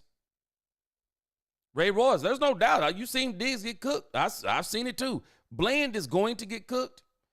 And the reason why Bland is going to get cooked, Ray Royce, and it's no excuse, but it's the nature of the beast. When you play cornerback, and this is one of the things I have to tell my son. Played cornerback in high school. While it happened infrequently, while it happened very infrequently for my son, Ray Royce, you do have to remind the cornerback that you're going to get burned. But there's only a certain amount of those that you're willing to put up with from your starting cornerback. And we're not even talking one a game. You're not getting burned. You're not getting cooked around here one a game. You better, if we're talking getting cooked, we better be talking like once every 3 to 4 games, once every 5 games, once every 6 games. We're not talking about getting cooked every game. And Ramsey, for sure, he struggles. I'm just telling you, man, just go back and check the tape on Ramsey. Ramsey ain't close to what he used to be. Danks 9000, stop it. He said Jalen wants to win. Why would he come here? Danks 9000, can I ask you a question? Why did he go to the Dolphins? Why did he go to the Dolphins then? Because he didn't go to the Dolphins. Anybody telling me he went to the Dolphins to win with Tua Tagovailoa as the quarterback? Come on, man. Come on, man. I ain't buying it. The dude, he says, yeah, but Ramsey doesn't think he's a corner slot covering CB1. He thinks he can still cover any team's wide receiver 1, and he can't. Only causing headaches in Miami and Los Angeles when they tried to tell him this. The dude. Straight up facts. And this is why I'm trying to remind us, this is not a knock on Jalen Ramsey.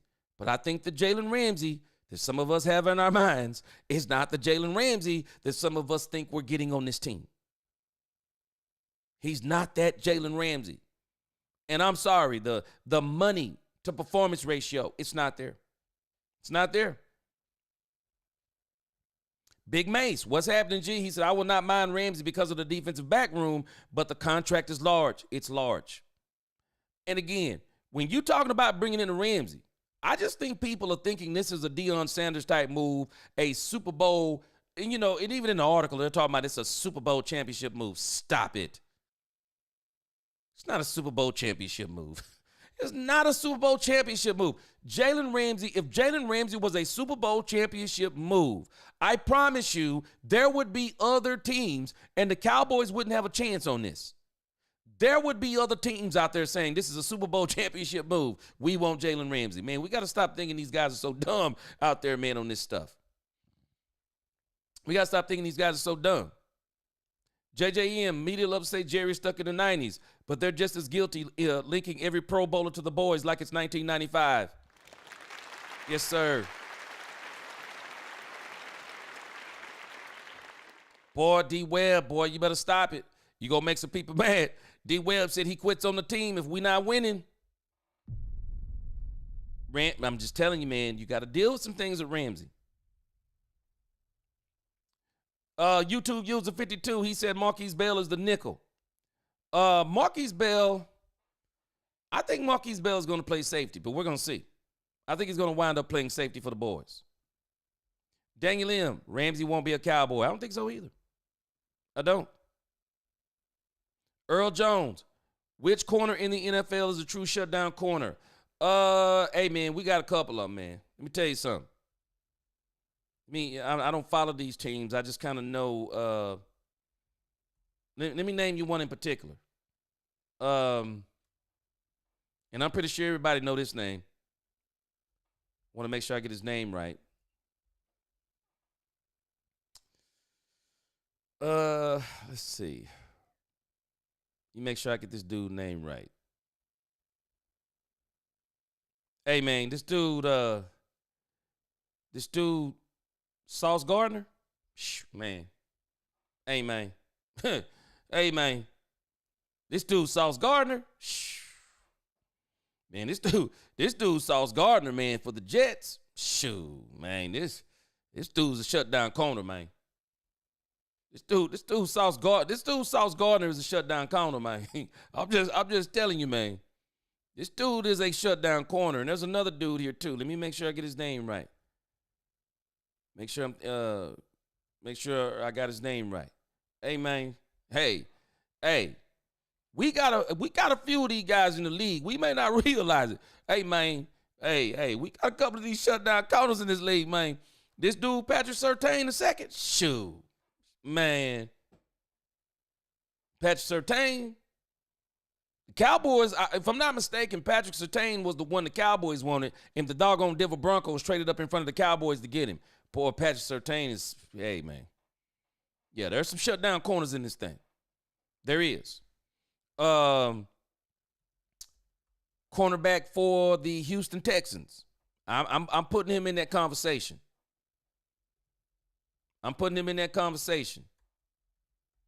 This dude is nice. Cornerback for the is it Derek Stingley?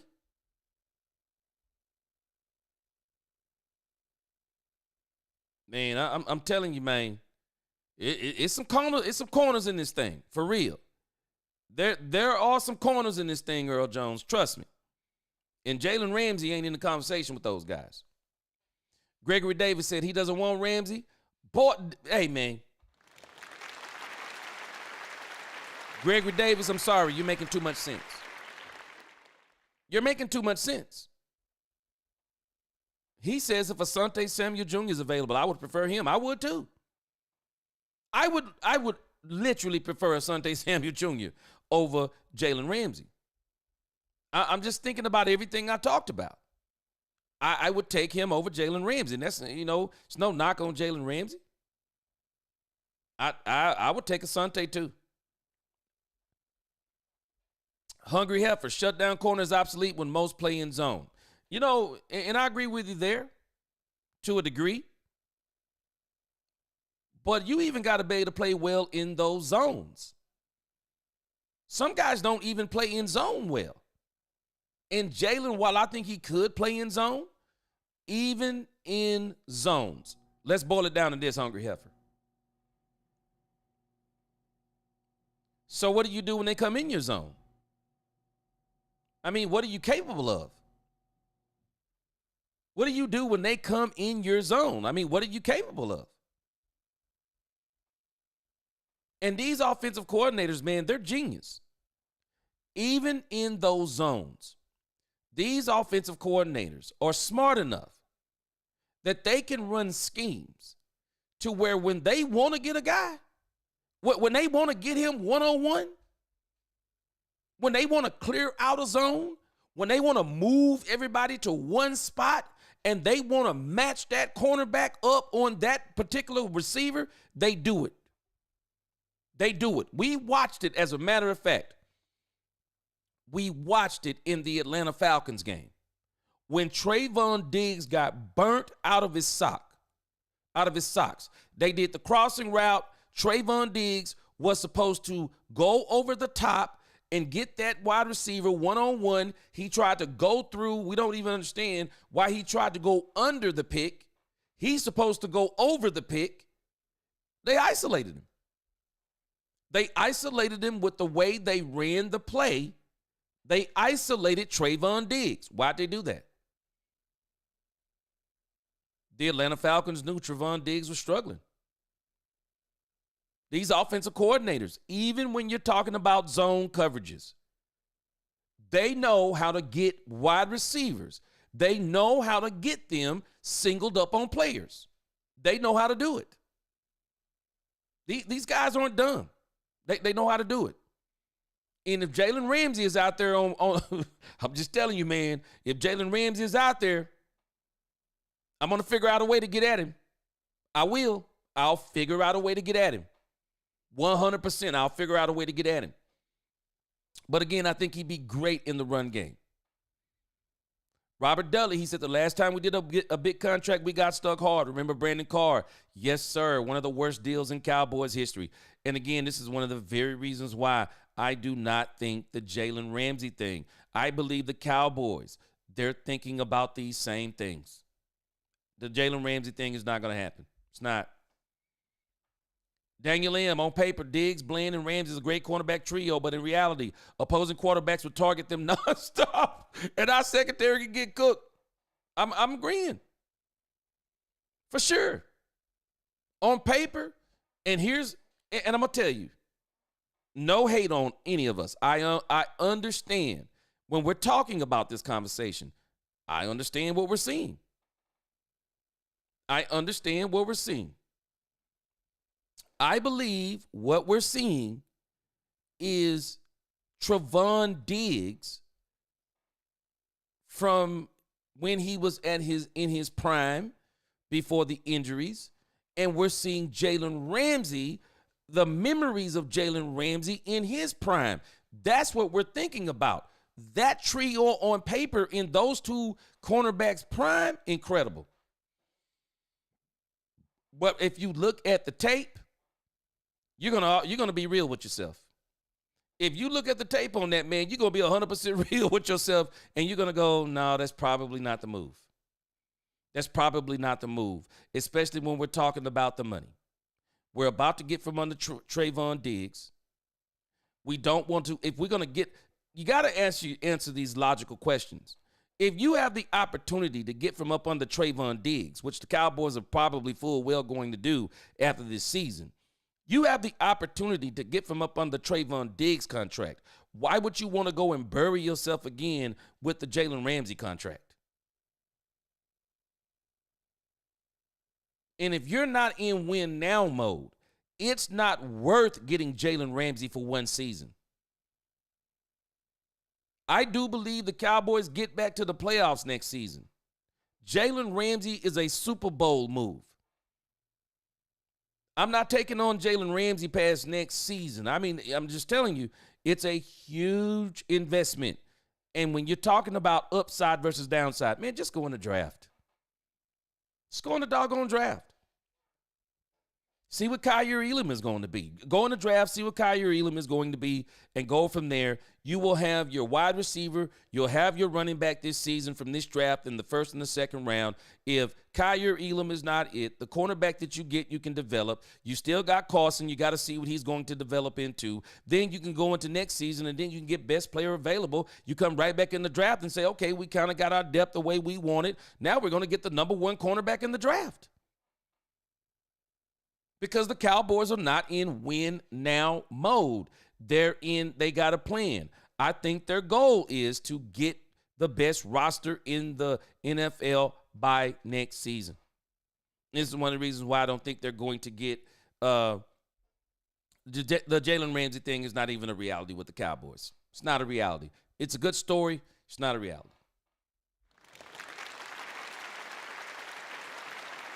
The dude, Brandon Darby, is going to be the highest paid kicker in the league. I'm surprised he's even kicking this year.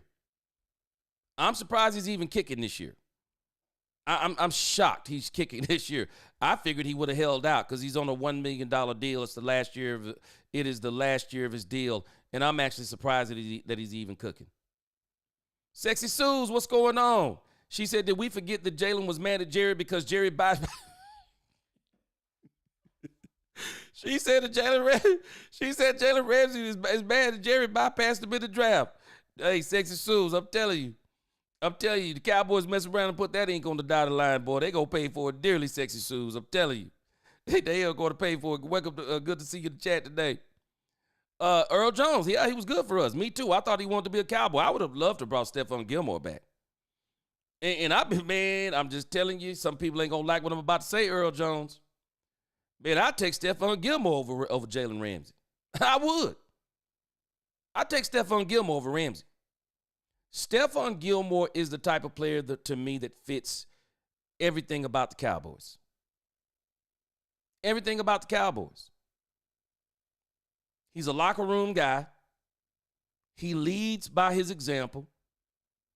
He's a very savvy veteran. He's seen so many things.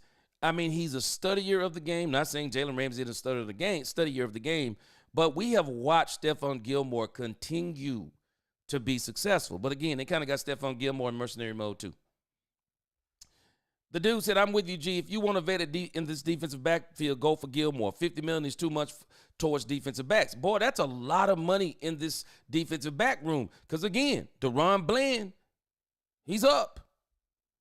As Eddie Murphy said in life, he on deck. I'm just telling you, he's on deck. DaRon Bland, he on deck. And the Cowboys are paying DaRon Bland. Unless DaRon Bland fall off a cliff, Cowboys paying DaRon Bland. He on deck. Ty Church, what's up? He said, give me 25-year-old two-time Pro Bowler for $6 million per year over Ramsey any day. Yes, sir. Yes, sir. All day long. All day long, I'm with you. I'm with you. Again, good story, Jalen Ramsey. Jalen Ramsey, I think, can still contribute to a team.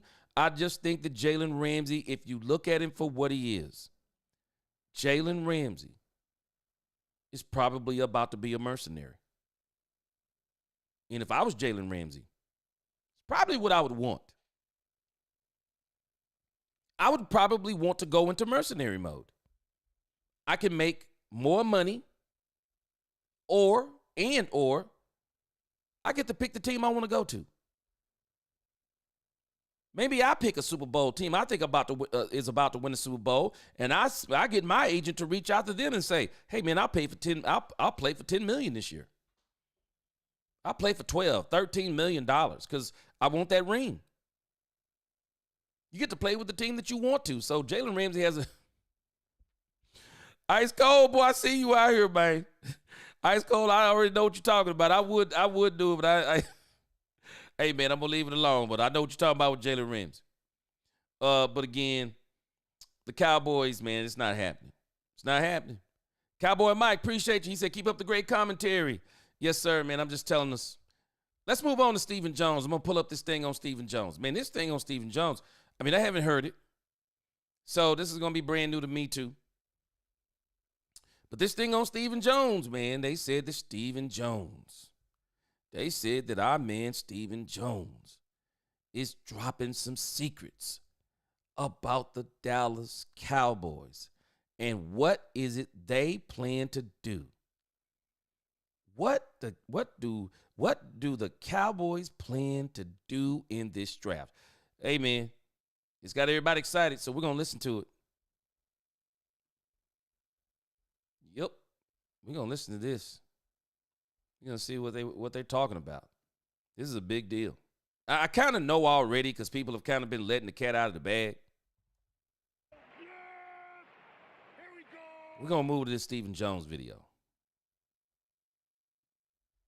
All right, let's get this up here. Got it queued up. Stephen Jones on the Fan. Stephen Jones on the Fan talking about the Cowboys' plans. And this is going to play into the next part of the show. This is why I have trade back candidates under the bottom. This gives you an idea of what Stephen Jones is talking about. Let's roll it.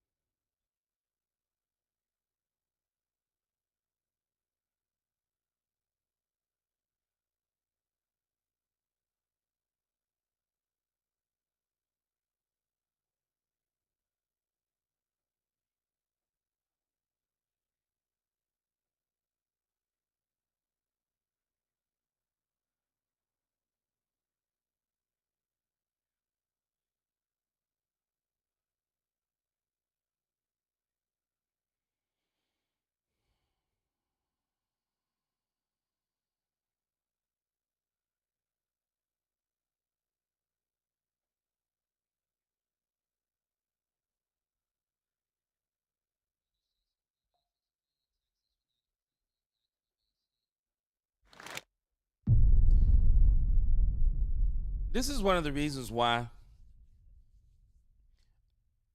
I didn't make the issue.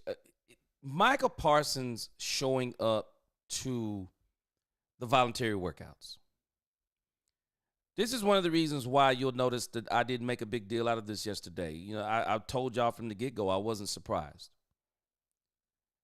When you start talking about making a player the highest paid non-quarterback in NFL history, you're sitting down having some serious conversations. And you're having conversations with them, telling them what a leader looks like. And you're telling them what you expect from a leader. Now, I'm pretty sure they probably have an electronic scrambling device in the room so that no one can record anything that's being said. But I'm telling you, they're telling these players stuff like, hey, we expect you to be at the voluntary workouts. We expect you to do this. We expect you not to do this. We expect you to say this. We expect you not to say this because to whom much is given, much is expected. You're the face of the franchise. They're telling them this stuff. And they should. They should tell them what they expect, because if you're giving someone that kind of money, you need to tell them what you expect, because I guarantee you the reason why you're giving them that money is because they're telling you what they expect.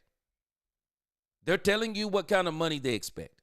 They're telling you why they expect that money, because what they bring to the table, what they've done all these seasons. They're bringing all of that. They're telling you that you're telling them and they're telling you. And then you're trying to meet in the middle, and everybody is trying to get it to go more towards their middle than your middle, for example. But at the end of the day, I'm not surprised. I'm not surprised. And I love what he pointed out about Dak Prescott. When Dak Prescott said you have to communicate to the team what it is you want, I think there is a thing that what's inside of that is when your team, when you're getting ready to get paid, like Dak Prescott got paid, and now how Michael Parsons is getting paid, CeeDee Lamb got paid, you want to communicate to your team, I want to win. This isn't about the money. I want to win Super Bowls. I want to be here for the long haul. And just because I'm going to be the highest paid doesn't mean that I don't want to be those things. No, the money comes with what we're doing. This is why I didn't like all that crazy talk that Michael Parsons, I don't see a difference between 30 and 40 million. It's amazing. He sees a difference now, doesn't he? You better believe he sees a difference now. Now that rubber is about to meet the road, that pen is about to meet that paper, Michael Parsons, I'm not mad at you. I was mad at you when you were saying that there was no difference between 30 and 40 million. I'm happy now that you're coming to the doggone reality. There's a difference between 30 and 40 million, man. And especially when you're talking about your value, your worth, what you have brought to the table all this time, bro. Don't be ashamed. Hey, if it's the market, that's one thing. But also don't be ashamed. Bro, what got you to this point also is your performance. Performance and pay. They do go together. Sometimes you get paid above your performance. Sometimes you might get paid below your performance. But if you get the choice, man, you let them chips fall where they may. And when you hire somebody to negotiate your contract, stop all this dumb shaking hands behind the scenes with Jerry Jones and talking about things in your contract with Jerry. No, hey, man, no. Don't do that stuff. Leave that to your agent. You focus on your locker room. You focus on your players. You tell this team, man, this is about winning. Nothing more, nothing less. All that business stuff will take care of itself. It's the same thing for you. Y'all go out here, perform at the highest level, and those contracts will take care of themselves. Let's focus on the team. Let's focus on winning. That's what I'm here for. I'm here for the championships. You have to tell your team that. You have to tell your team that and make sure that you don't make it all about talking about a contract. Nobody wants to hear all that stuff. No, let those agents take care of it. My girl Niecy in the crib. Hold on a second. Okay, no audio. Thank you. No audio on the video. Good. Okay, let me go back.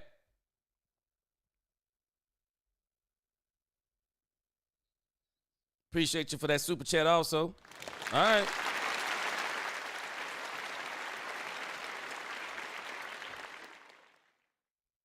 All right, we're going to go back on that audio. Make sure.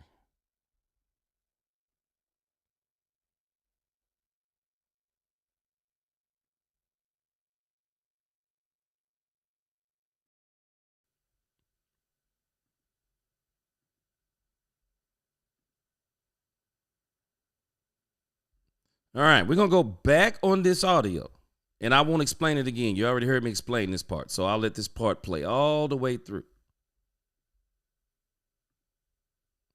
All right. Dallas Cowboys Executive Vice President Stephen Jones. Good morning, sir. To go? Good morning, guys. How you doing? We're doing good. We're doing good. I hope you're doing good as well. I know yesterday was the start of voluntary workouts, and fans were excited. And a lot of people focused in on Micah Parsons being there. I know you have a lot of other players on the team as well. But how much, if at all, do you factor in leadership when you're like negotiating a player's contract or something along those lines? Well, anytime you're going to commit resources like we're talking about with Micah or Dak or a CD, everything factors in. It's football character, it's personal character, it's obviously skills and what they bring to the table. They're, what position do they play on the field? Obviously, the three guys I just talked about are all really important positions in the NFL in terms of edge rusher, number one receiver, and quarterback.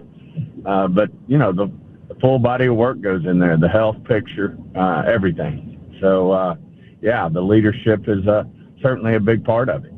One of the things that Dak Prescott said was in contract negotiations, you just got to stay positive, make sure that the team knows what you want and what you believe. Do you feel at this point you understand what Micah Parsons wants and what he believes for this team going forward? Yeah, I think we, you always have a feel for it. And certainly, whether it's a Dak, a CD, or a Micah, I mean, there's no question he wants, paid in a way that's, commensurate with what he feels like he brings. And again, man, let me tell you something. I appreciate Stephen Jones for saying that. Again, the man wants to be paid by his performance. I can't help. Hey, I love what he said there.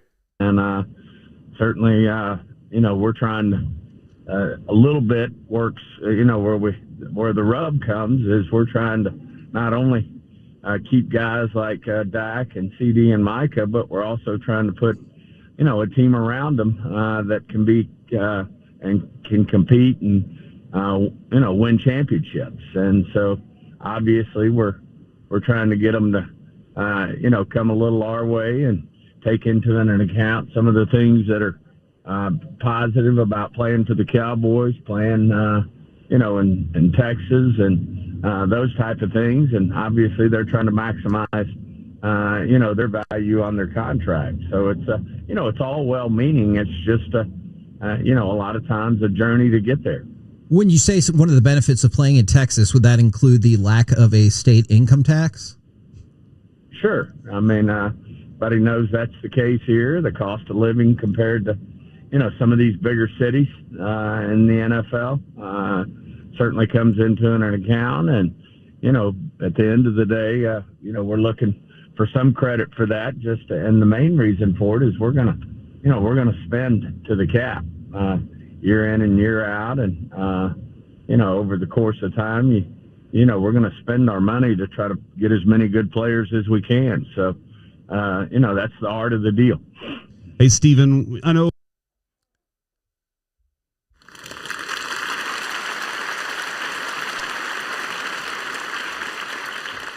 Guys, we're going to see how this play out. But y'all tell me, are y'all getting the same feeling that if Stephen Jones stays true to his word, that Stephen Jones may be a better he may be a better he may actually be a better team. He may manage the team better than Jerry Jones. When I listen to Stephen Jones, ever since they hired Brian Schottenheimer, every time I hear Stephen Jones talk, I walk away differently than I used to walk away. I walk away from Stephen Jones's conversations now going, did Stephen Jones just make sense? I mean, this is how I'm walking away when I hear Stephen Jones talk now. And a lot of the stuff that they're doing, this seems to be Stephen Jones stuff. So y'all tell me, maybe I'm drinking too much Kool-Aid. But every time I hear Stephen Jones talk lately, I'm like, man, this dude is making a lot of sense. This dude just said that Micah Parsons wants to get what he's worth being paid. The way he's talking about building the team, the way he's talking about. And I'm telling you, you should be sitting down with players. And, hey, man, it's a cost of living thing, too. I wouldn't want to live anywhere but Texas. Cost of living in Texas is fantastic, man. You talk to anybody who has moved here from another state or moved from here to another state, boy, they'll tell you in a heartbeat, man, Texas got it going on. The cost of living, no state tax, and let me add this part, the people. The people. Man, we have some fantastic people in Texas. Fantastic people in Texas. The Dallas Cowboys, while it has a very far-reaching fan base, people can tell me anything they want to, but this fan base in Texas, we got a toxic part of the Dallas Cowboy fan base. But, boy, we have an absolute wonderful part of a Dallas Cowboy fan base, too. Man, we have some... I am telling y'all, some of y'all in the chat, y'all some of the people I'm talking about. Man, we have some great Dallas Cowboy fans. Great Dallas Cowboy fans that love this team, love the players. I mean, this is a great place to live, a great place, a great place to be a player for a team. Man, this is an absolutely great place. It is. I mean, if I was a player, and maybe I'm biased because of my love for the Dallas Cowboys, you know, for the last 40-something years. But if I was a player, man, I probably would have been dreaming to be a Dallas Cowboy. I would have been dreaming to be a Dallas Cowboy. This is a great place to play. Now, we got to get this to be a great place to play because of winning. But when you look at the tradition, the legacy, the history, all those things, man, it's a great place to play. Matthew Golden, they talk about, man, Matthew Golden, he already in love with this place. Jerry Jones, too. Jerry Jones, it's a great place to play. Let me read a couple comments and we get back in there. Daniel Lim, if the Cowboys hit on all their draft picks next week, then we will have a good season in 2025. If we don't, then we will have a bad season. It is what it is. Daniel Lim, man, let me hit you with something that's crazy. I don't think they have to hit on all of them. Cowboys don't have to hit on all these picks. Daniel Lim, let me tell you the picks they have to hit on. 1, 2, and 3. That's all they have to hit on. Everything else after 3, if they get 1, 2, 3 right, Daniel Lim, it's all gravy. If the Cowboys get the best wide receiver available in the first round, boom. If the Cowboys get one of the top 5 running backs in the second round, boom. If they go in the third round and go defensive tackle, defensive end, or cornerback, even if they want to go offensive line, they can't lose in the third round. Boom, boom, boom. It's over. It's over. The Cowboys draft is over after the third round. Everything else will be gravy. Everything else will be gravy. The Cowboys defensive line, presently as it is constructed, it's ready to go. The defensive line is ready to go. The linebacking core, they're pretty much ready to go.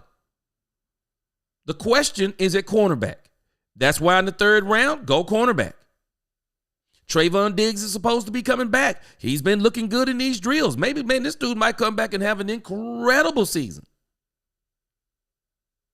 But the Cowboys, they'll be ready to go if they get that third round cornerback. You think about safety. I think they need to move Marquise Bell to safety. Maybe try Izzy out back there. Maybe they go in the later rounds and start looking at safety. You look on the offense. Maybe the Cowboys, I think Will Hernandez. Y'all keep that name in your Rolodex. I believe Will Hernandez will wind up in Dallas in the next few months. But the Cowboys may even go in this draft. They may still do something at offensive line. Who knows? They could do it in the third round. But again, Daniel M., I'm telling you, running back and wide receiver is going to change life on this team. It is going to change life. The Cowboys have brought in some players on this offensive line. They're going to compete. The offensive line will be better than it was last year. They have players coming back from injury. The offensive line will be better than it was last year. They're probably going to bring in Will Hernandez. Will Hernandez is going to have a chance of starting on this offensive line. Will not be surprised the Cowboys go in the draft to get somebody in undrafted free agency.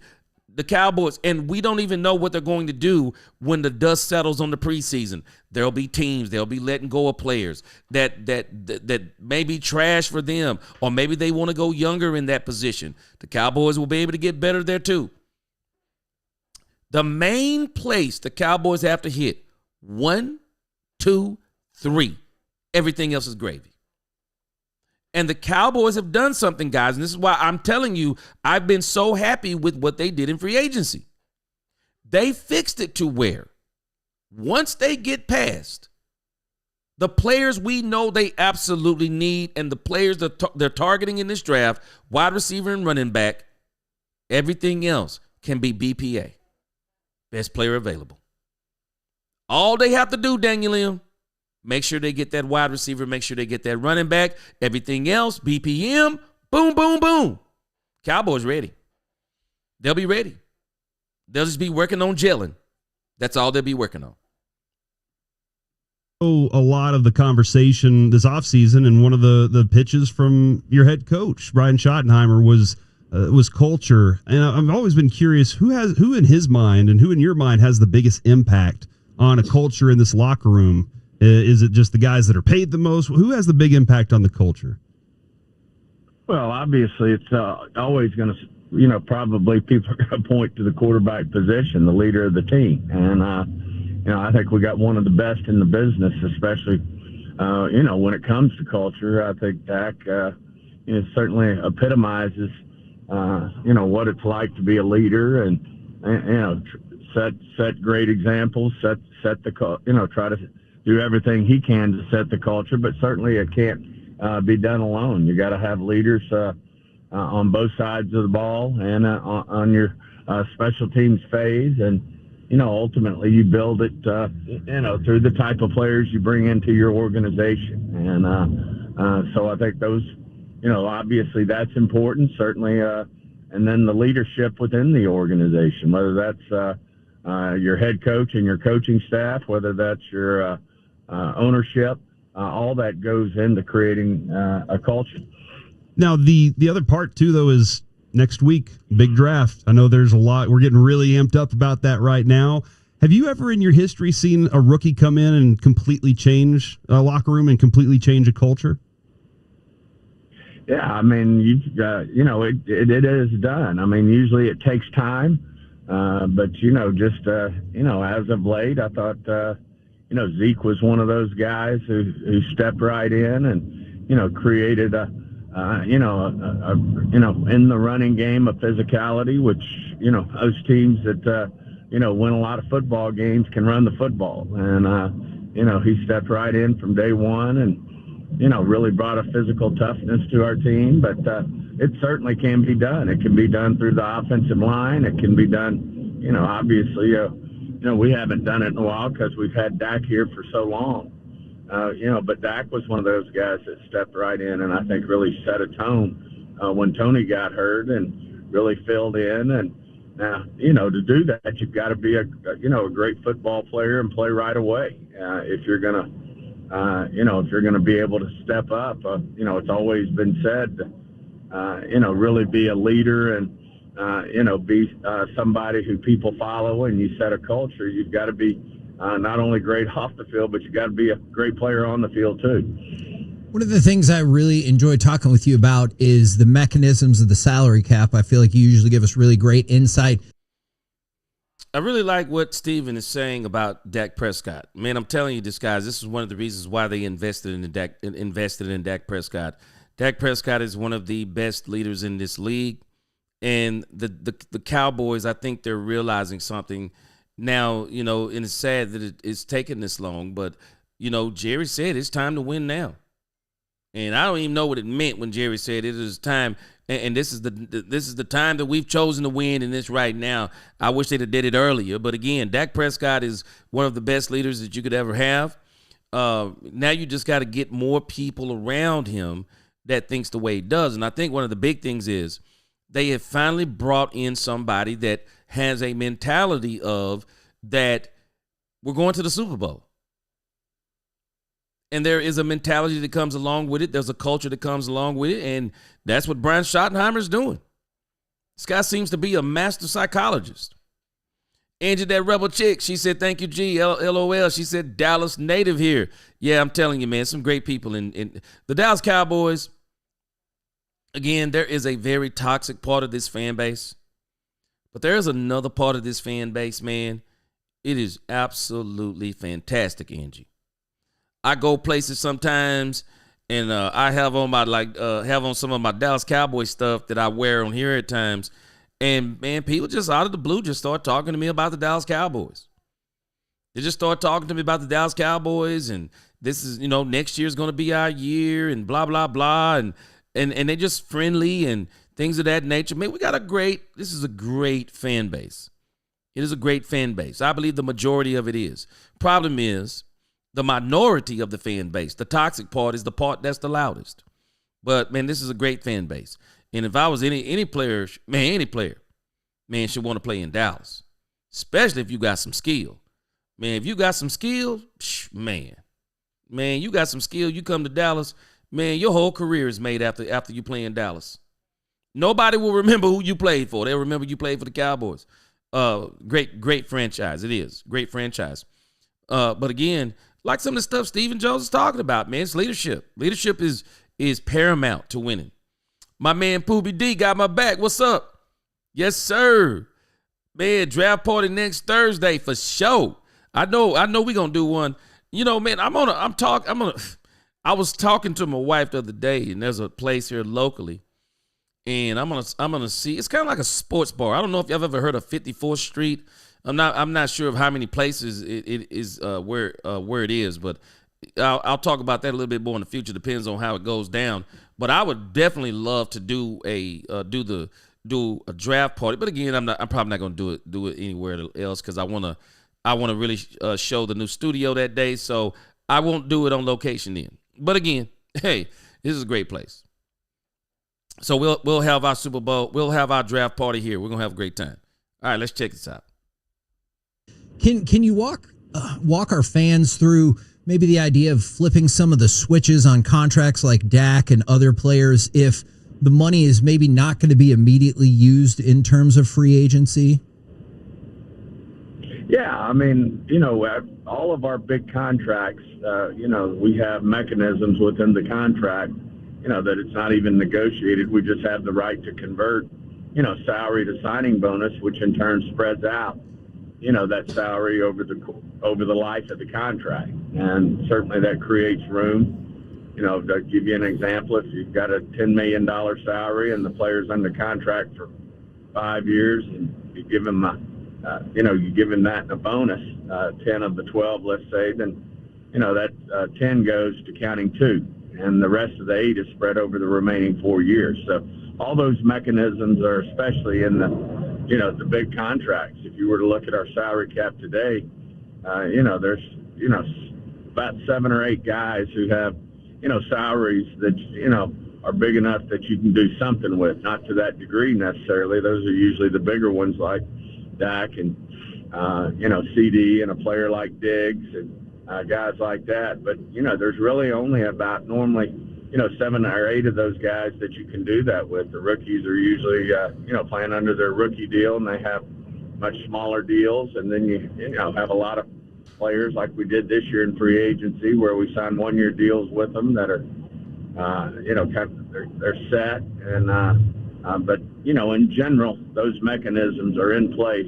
So we can do those type of things. Obviously, we've done it with Dak on a regular basis, and that's one of the things that does create an unusual cap situation, because we're still paying for part of his old contract because we spread it out over time, and we still have some of the remaining amortization left from his old contract in addition to what we're paying him currently.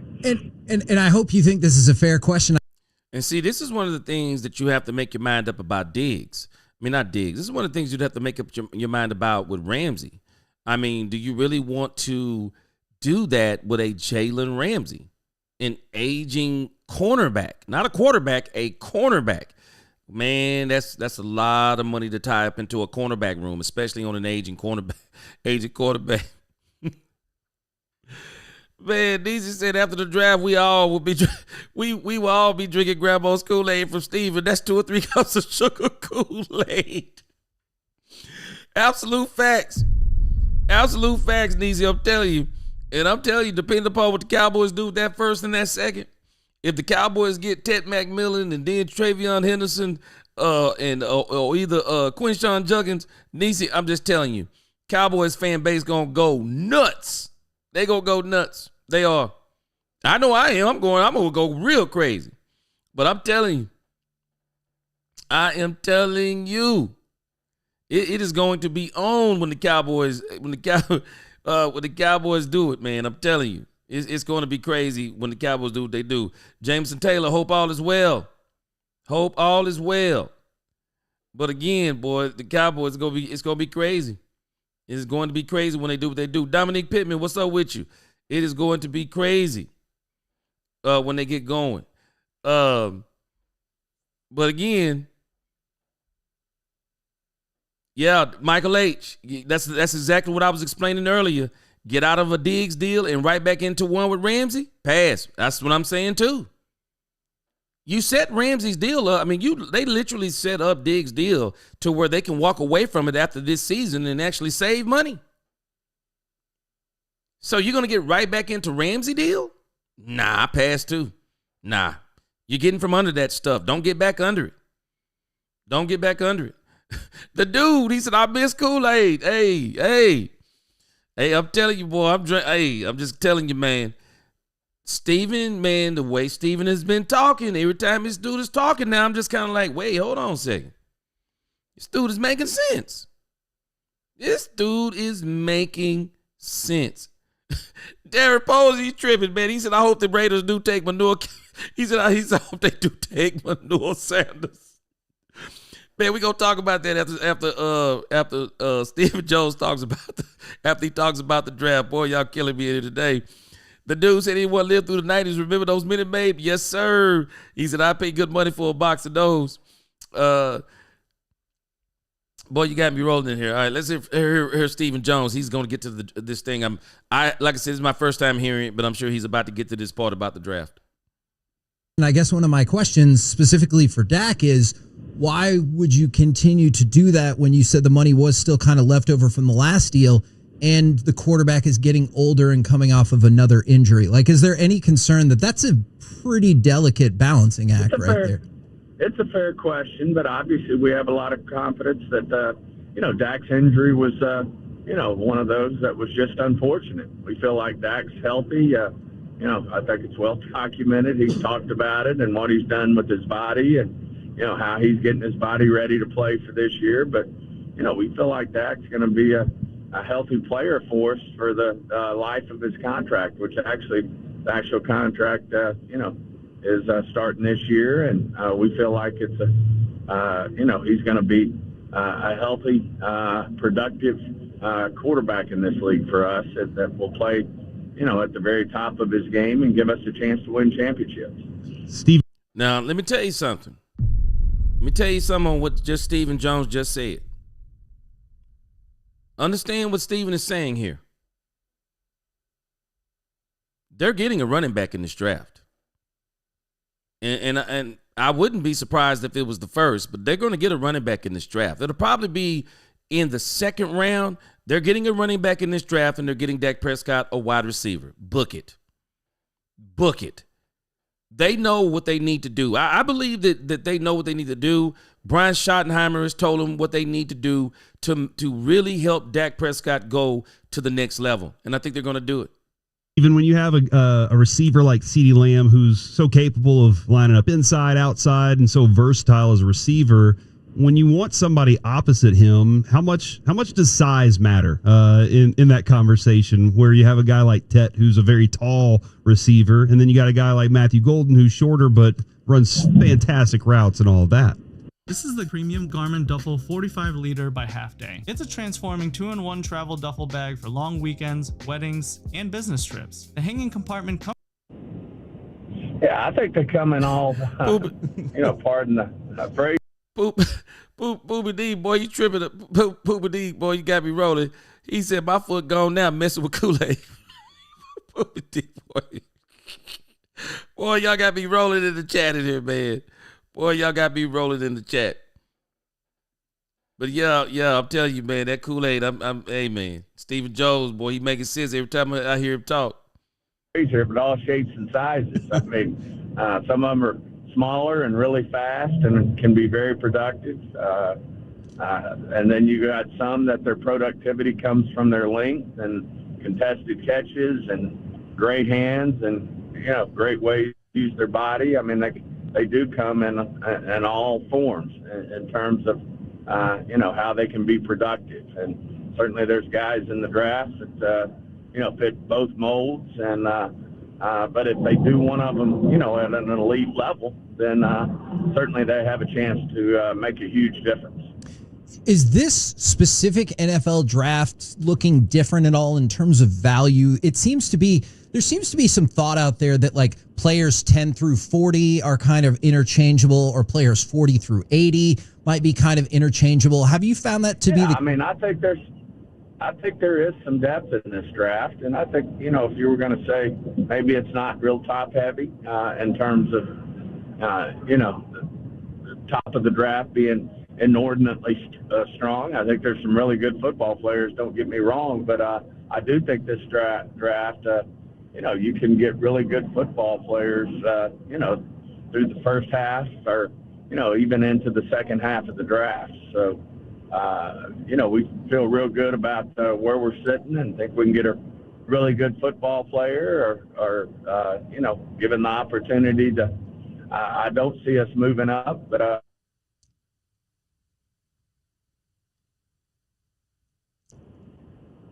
All right. Well, I think.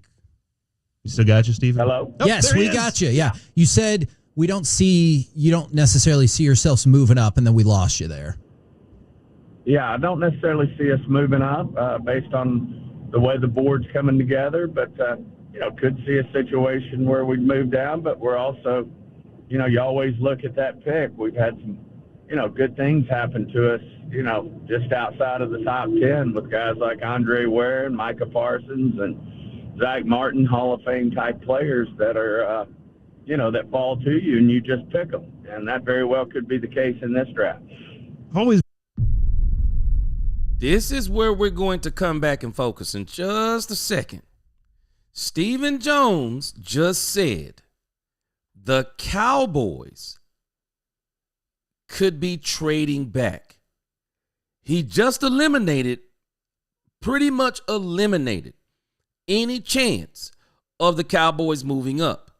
And the reason why I believe that he's eliminated any chance of the Cowboys moving up is because he's watching how the board is moving as the rumors are spreading about players that other teams are getting. And I believe that one of those players where the rumors are starting to spread is Ashton Jeanty. And I can see where the Cowboys are thinking that in order to get Ashton Jeanty, you would be taking a chance even trying to move up to get Ashton Jeanty, because we're going to look at it in a moment again. I am going to be shocked. Oh, I'm sorry. I will not be shocked if Ashton Jeanty, even what some of you are arguing in the chat, if Ashton Jeanty is actually what people say he is, why would anyone pass on Ashton Jeanty? Why would you, if you're Cleveland, why would you pass on Ashton Jeanty? Is Abdul Carter a generational player versus Ashton Jeanty if you're saying he's a generational player? There are two players in this draft. I will not be surprised if the if the player people thought they were going to get, they don't get. When you think about the two freak athletes at the top of this draft, it's Travis Hunter and Ashton Jeanty. Why would anyone pass on those two players? I mean, you got to have some serious needs to pass those two players. I understand why the Titans are passing, because they feel like they have a quarterback. I mean, they need a quarterback so bad, and they think that Cam Ward is the creme de la creme in this draft. But everyone else, Abdul Carter, Travis Hunter. I just signed Myles Garrett. Abdul Carter, Travis Hunter, Ashton Jeanty. Man, everybody is dead set on, yeah, man, he about to get this and blah. Why would the Cleveland Browns pass on Ashton Jeanty or Travis Hunter? Why would the New York Giants pass on Ashton Jeanty or Travis Hunter if he goes past them? Why would New England pass on Ashton Jeanty? I got questions, because I'm wondering, how does Ashton Jeanty make it past anybody if Ashton Jeanty is truly what so many people say he is? Man, I don't want to hear anything about need. You got to give me, if I got a generational player, bruh, I'll circle the block on filling this position. But if this dude is generational, and you're telling me, if I look back 1, 2, 3 drafts, and I look at what's in college right now, and you're telling me that Ashton Jeanty is better than the last 3 drafts as it pertains to running back, and is possibly better than the next 2 drafts as it pertains to running back, I'm sorry. I'm not passing on that player. Not that player. I am not passing on that player unless there is another generational player that I feel is better than him. And I know a lot of people aren't talking generational player on Travis Hunter. But let me tell you something, this dude is close. Travis Hunter is a freak athlete, period, in the story. Period, in the story. This dude does so many things effortlessly. Travis Hunter is crazy with it. Until those two players are off the board.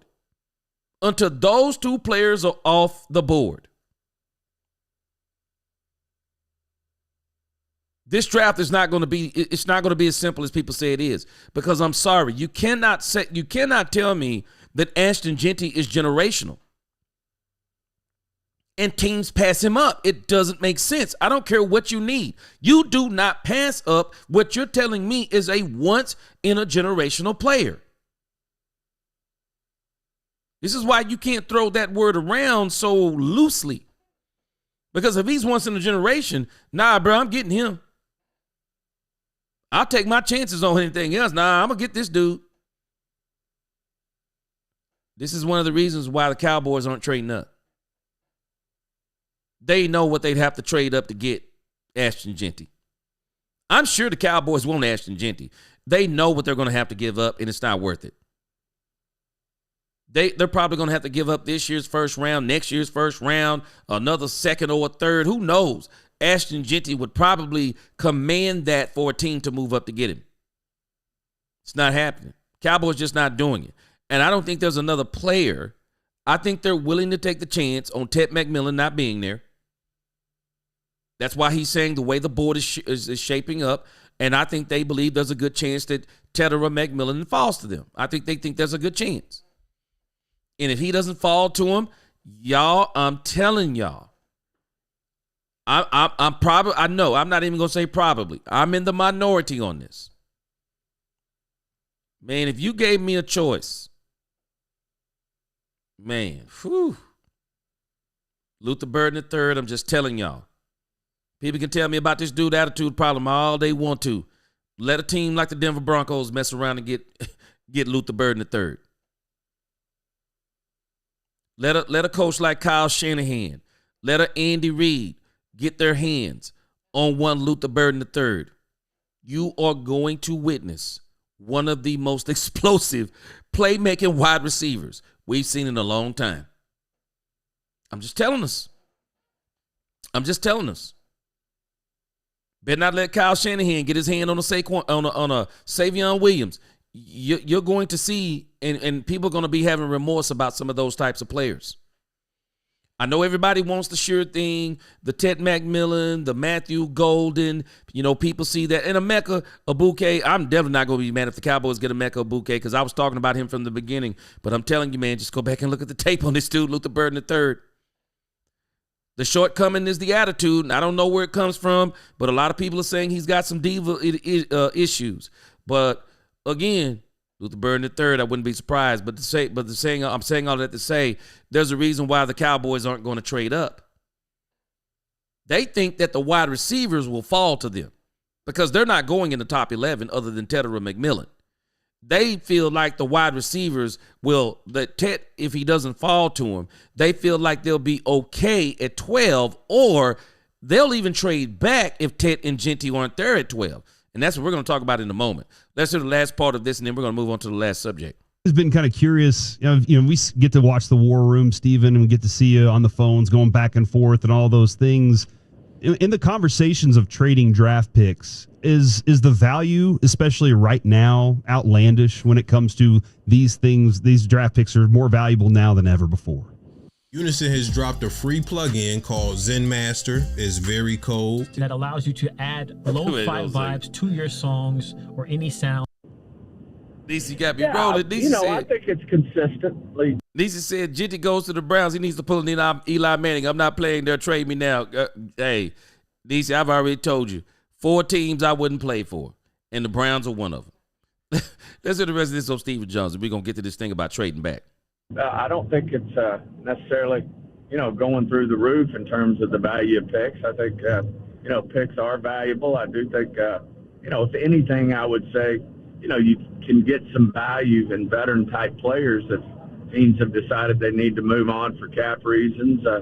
There's some value out there. Of course, we've made, some trades here in the offseason that we felt really brought, some players to us that can really be of value to us next year. I feel like we've, done a really good job of really solidifying our team in terms of depth, in terms of being able to draft pure in the draft. I think we got a lot done this offseason, and like I said, it's not over yet. We'll continue to look at opportunities to help this football team.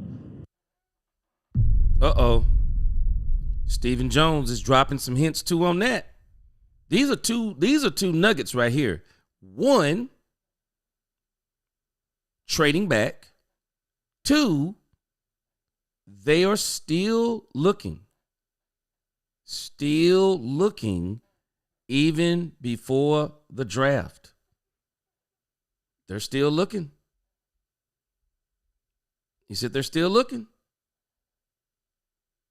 So if they're still looking, hey, if they're still looking, who knows who could be in here before the draft? I don't think it's going to be Jalen Ramsey. I don't think that is the type of move the Cowboys are looking for. But I do think they're still looking at ways that they can add some depth to the point of if there's a position that we may be looking for in college or in the draft, is there a player that's already out there that would be better than that player that we're going to go back there in the 5th or the 6th or the 7th round and get.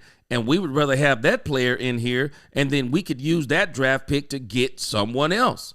So I think the Cowboys are on point on what they're doing. Yeah, I'm with you, Michael H. You don't want to be picking 12. You definitely don't want to be picking 12 next season. So you know what? We better, Mike, we better make good on this. I don't even think they're going to be in the position to pick 12. They got to make good on this one. Ron said, trust the board. Yep, trust the board. I'm with you. Stand pat. Trust the board. YouTube user 52, he says, we don't want a top wide receiver. We want the top running back take over Derrick Henry. Now, YouTube user 52. Now, one of the things the Cowboys have to be careful of, they are in a very weird situation. You can pick one of the top 4 wide receivers and still get one of the top 5 running backs, maybe even one of the top 7 running backs. But what you will not be able to do is if you get the top running back, you will not be able to get one of the top 5 or 7 wide receivers. They're going to be gone. Tet, Abuke, Golden, Luther Burden III, they're done by the time the Cowboys get back around. They're done. They're not staying. They're done. So you got to really understand, because beyond them, everyone else is a player that you're going to be saying that wide receiver has upside. You're no longer saying that wide receiver is going to come in and make immediate impact. Now, I'm sure that some of you, because you are some avid college football watchers, you could probably drop on me some wide receivers that the Cowboys probably could get other than the top 4 that I named. I've already seen what some people have been saying, that Trey Harris is being disrespected in this draft. I've seen some names mentioned. But again, when you're talking about these sure things, well, everyone is pretty much in agreement, man. These top 4 wide receivers are going to be bananas. Again, there's a couple that I would like to take a chance on that I think they're going to be bananas too. Savion Williams, but again, he'd probably be another one of these wide receivers, because we've already talked about we need to see what's going on with his hands. Why does he catch the contested ones, but he can't sometimes seem to focus enough to catch the uncontested ones? We need to understand what's going on with that. But then we got another wide receiver that I believe that if you would have put him at the number 2 spot, you might be shocked. And I think he's going to be an absolute steal in this draft. And it's this dude, Dante Thornton. Now, this dude is a burner too, but he plays like a burner. When you watch his tape, you go, yeah, all I see with him is, man, he's got speed. I mean, he's beating guys off the line. I mean, he's running past guys. I mean, and he's a big wide receiver, big body wide receiver. I mean, Dante Thornton is one of these guys that if you trade back, you might want to take a chance on something like that. But again, if you go running back first, YouTube 52, you don't get the opportunity that you do if you go wide receiver first, because you will still be able to get some of these top running backs, because the depth at the running back position is way deeper than the wide receiver core on the surface, at least on the surface. I saw Ashton Genty was on with my friend Kay Adams, and he said Jerry was holding up a championship belt and admiring it when he walked in. Is that an inspirational move on Jerry's part, like larger than life at all times? Is that on him? Oh, he likes to have fun with these young men, and I know he does that. He's got that trophy that's in there that was a gift to him from one of the events we had out at the stadium. Another one I really like that he does is lately he's gotten to where they get their mother on the phone. And, as we all love, and, one of the most important things in most men's life is their mother. And certainly these guys are no different. And, they really enjoy, they smile ear to ear when they get their mother on the phone with Jerry. And a lot of times I'm sitting in there, a lot of times Jerry and I will interview a player together. And it's been real fun watching these guys, react to their mother and how they interact with Jerry and myself. And that's been entertaining, and you can see a lot about a young man in terms of what they think of their mother, and you can tell these guys are certainly defer to their mother.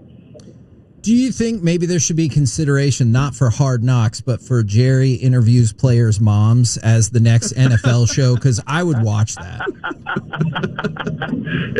It's actually, I know one thing, it's been very entertaining for me. So it might just be something that would be for these guys to catch on camera. And, I think it's very, it's very genuine. It's very organic, and you can tell the players really like it and enjoy it. I mean, they're smiling ear to ear, and certainly usually the mother's just having a ball with it as well. And you can tell the mothers rule the roost with these young men. For sure. Well, we appreciate the time very much, good sir. We'll catch up with you after night one of the draft next week. Thank you very much.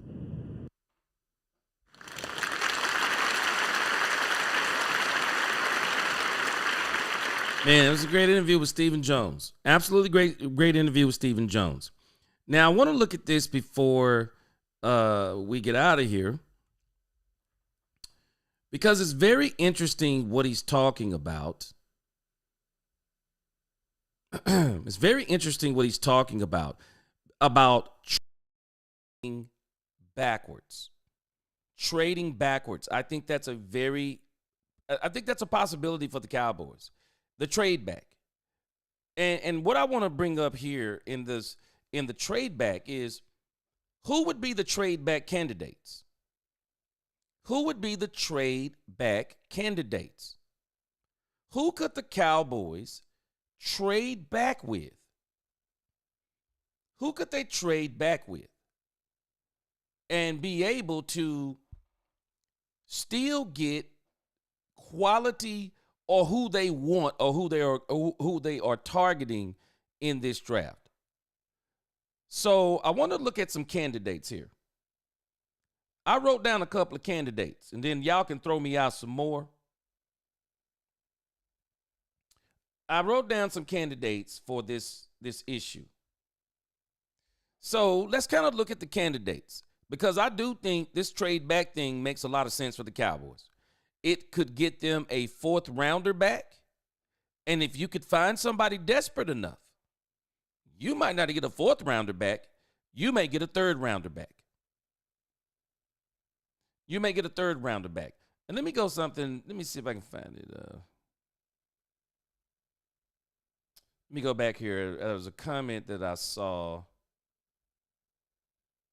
me see if this is it. Okay, Mills 36. He said, how about we go defense? Get Jalen Walker from Georgia, pair him with Parsons, outside linebacker that can rush the passer also. It's been rumored we might trade up to the 8th pick to go get him. Cowboys, it doesn't sound like they're going to trade up, Mills. He said the way the board is shaping up. And again, Mills, I can tell you exactly what he's talking about, because Steven and Jerry have both been on the same page on this. Draft capital is at a premium right now. And so whatever you give up over here, you're going to have to give up somewhere else. You're kind of robbing Peter to pay Paul. So in order to get Jalen Walker, you're giving up something else. Now, let me add to something that you just said. Michael H. had another idea. This is a pretty reasonable idea. He said maybe the Cowboys could trade their next year first for a top 10 pick and get a running back and a wide receiver. Now, this could go along with what you're saying, Mills. Maybe the Cowboys don't trade from this draft if there's a player that they've looked at and saying that he would be better than anything we see coming next year, or because of where we see ourselves drafting next year, because if the Cowboys feel like they're going to be winners this year, because I feel like they're going to be way better than what they were last year. And so if the Cowboys do what I believe they're going to do and probably what they believe they're going to do, they know they're not getting anywhere near 12 next year. So maybe for the Cowboys, according to what Michael H. is saying, makes sense, because we're not going to be in 12. We're not going to be at 12 again next year anyway. So if we believe that we're going to be drafting somewhere around 25 or, if we're going to be drafting 21 or later, well, maybe we're willing to give up the 21st draft pick in the draft when everyone already says that once you get past, a lot of people say once you get past 15, you're in the second round. That's what I've always heard. So if the Cowboys don't think they're going to be in the top 12, top 15 again, and they're going to be at 21 or 22, well, if they want to say, hey, I want to get a defensive player, I still want my number 12 spot, and I still want to remain where I am in the second and the third round, well, maybe the Cowboys give up their first round next year.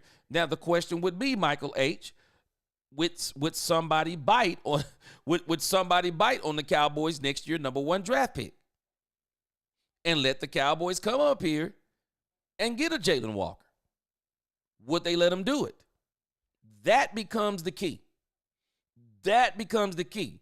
And again, so let's talk about these trade candidates, because I think both of y'all bring up a combination of a great scenario for the Cowboys. So now becomes the common sense part. Or not necessarily the common sense part, but now we got to get down to, well, who are the candidates? Who would trade? Who could we trade up to? I can tell you right now, we already know. Tennessee, Cleveland. Now, the Giants, I've been hearing some weird stuff. The Giants could trade, but I don't think the Giants are going to trade, because I think the Giants may surprise everybody. I'm not going to be surprised. I don't see how Travis Hunter, if we are saying what these two players are, I do not believe Travis Hunter and Ashton Genty make it past number 2 and 3. It's foolishness if they do. Especially when you look at the top 4 teams. There is no way, if I'm one of these top 4 teams, Travis Hunter and Abdul Carter, Travis Hunter and Ashton Genty, they don't get past me. They don't. I'm not letting these players get past me. I'm not. The Cleveland Browns, they already extended Myles Garrett. Abdul Carter would be great, but at the same time, quarterback position, are you in win now mode? I'm questioning whether or not they're in win now mode. So they're going to get their last season of Deshaun Watson. I think it's next season. So maybe they're looking more towards next season. I don't know, even though Deshaun Watson is saying he's going to be back this year, but that's a win. I don't let Travis Hunter or Ashton Genty get past me if I'm Cleveland. And I'm with Nisi. If I'm both of them players, I'm pulling the Eli Manning. I don't want to play for them. But maybe they don't think like that. The New York Giants. I don't see Ashton Genty getting past the New York Giants. They know they made a mistake with Saquon Barkley. I just would be shocked if Ashton Genty get past them. I would. Again, if I'm the New England Patriots, what do you want, the horse or the carriage first? Well, if I got a young quarterback like Drake May, there's nothing that helps a young quarterback. There's nothing that helps a young quarterback like a good running back and a good running game. If I'm the New England Patriots, hey man, I'm going Genty. I don't understand how the Jaguars wouldn't be thinking Genty. Why wouldn't they be thinking Genty? If he's generational, he has to be better than what they have. When you think about the Raiders, they believe that they're going to get Genty. So when you look, of course, at the top 6, there are no trade candidates. Your only trade candidate would be Panthers, Saints, Bears, 49ers. These are your trade candidates. I don't think they're trade candidates. Carolina Panthers, they need players bad. Jalen Walker, they also know. We got to understand. This is what we're talking about, guys. And I'm pretty sure y'all understand this. This is what we're talking about. This is what Steven is talking about. When he's saying that the board is not shaping up for the Cowboys to trade up, they are kind of reading the tea leaves, probably doing a little bit of talking here and there, and they're understanding that because of the needs and the wants of the teams in front of them, they can't trade up high enough, without giving up an entire draft in 2026. They can't trade up far enough to get these players that are in the top 8. There's no way. I've been here, people have been throwing out the story on Travis Hunter. Stop it. Cowboys aren't getting Travis Hunter. You got to trade the farm to get Travis Hunter. You're trading 2 firsts, a second, and a third, or whatever the case may be. You're obliterating your first from these both of these years. Ashton Genty, you're giving up 2 first rounders to get Ashton Genty. But again, Michael H. makes it, hey, if you think he all that in a bag of chips, will you trade your next year's first to get him? Who would be better than him next year? I mean, Michael H., you make a point. Or do you value, or do you want to keep adding to building the best roster in the NFL? And you're saying that while, and I talked about this early on as it pertained to Ashton Genty. Okay, Ashton Genty, everyone agrees he's the best running back in the draft. But my question becomes, what is the fall off to the next running back? Are we talking about falling off a cliff or falling off a curb? Are we talking about falling off a cliff or falling off the top of a house? How far are we talking about falling? We're not talking about a bottomless pit. So how far are we falling quality-wise? How far are we falling if we don't get Genty? How high does getting Genty take us? We have to ask these questions. And if we're saying that Ashton Genty is going to be the difference between a Super Bowl or getting to the playoffs, well, you got to go get Genty. You have to trade up to get Genty. Now, I'll be honest with you, I don't see Genty in that type of light. I'm just telling you that if you see Genty in that light, then you do have to be considering Mills 36. I mean, you're saying it. You do have to be considering trading up, and not Jalen Walker per se, whoever it is. If you feel like that player really takes you to that mountain, you have to consider trading up for that player. But you also have to look at the drop-off. Are we talking about falling off a curb? This is the stuff that people don't consider. We get people locked in our minds with all of the film work and the whys. Okay, we got to ask some more questions. These are the questions you ask when you make these kinds of decisions. Okay, you've told me every reason why he's great. You've told me every reason. You've told me every reason why we should get him.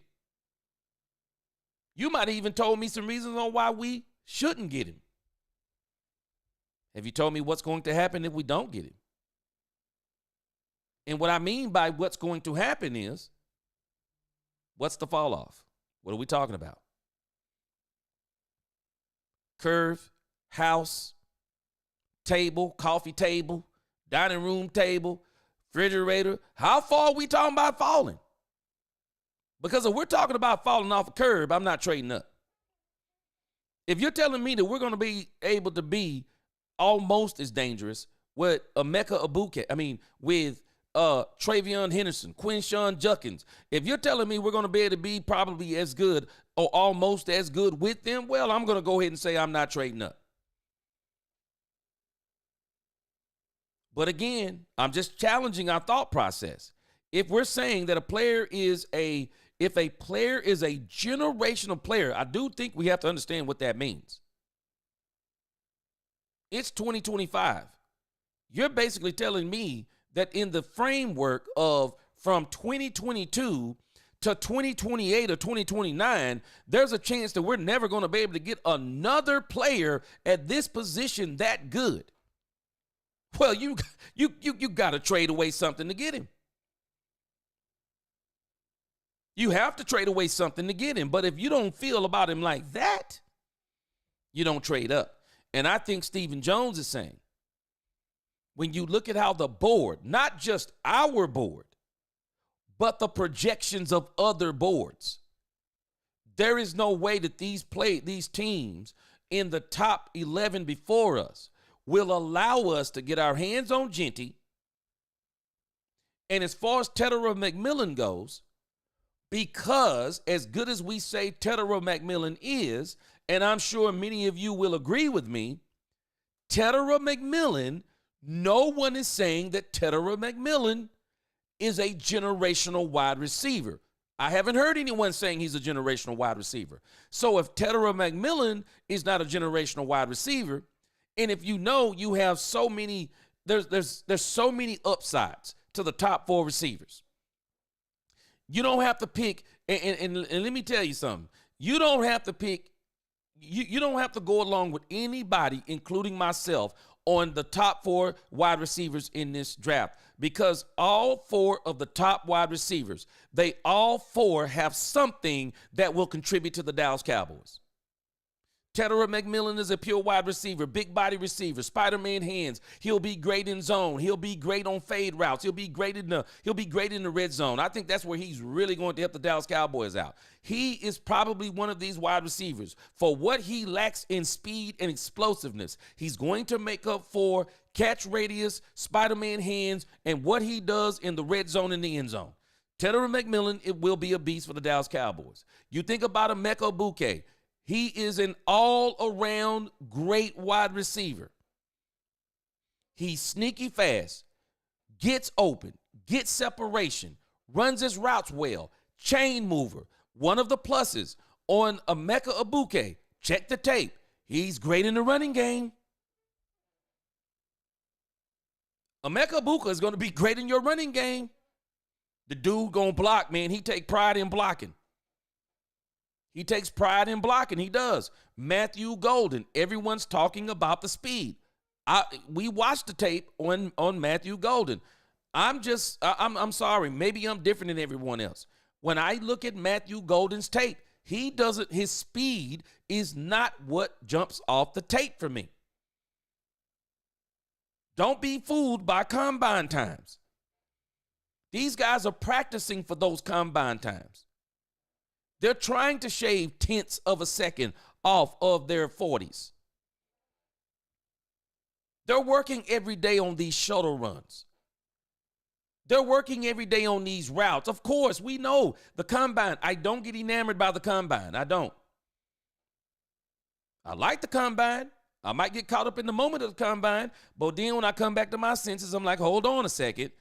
Let me go back and let's look at the tape again.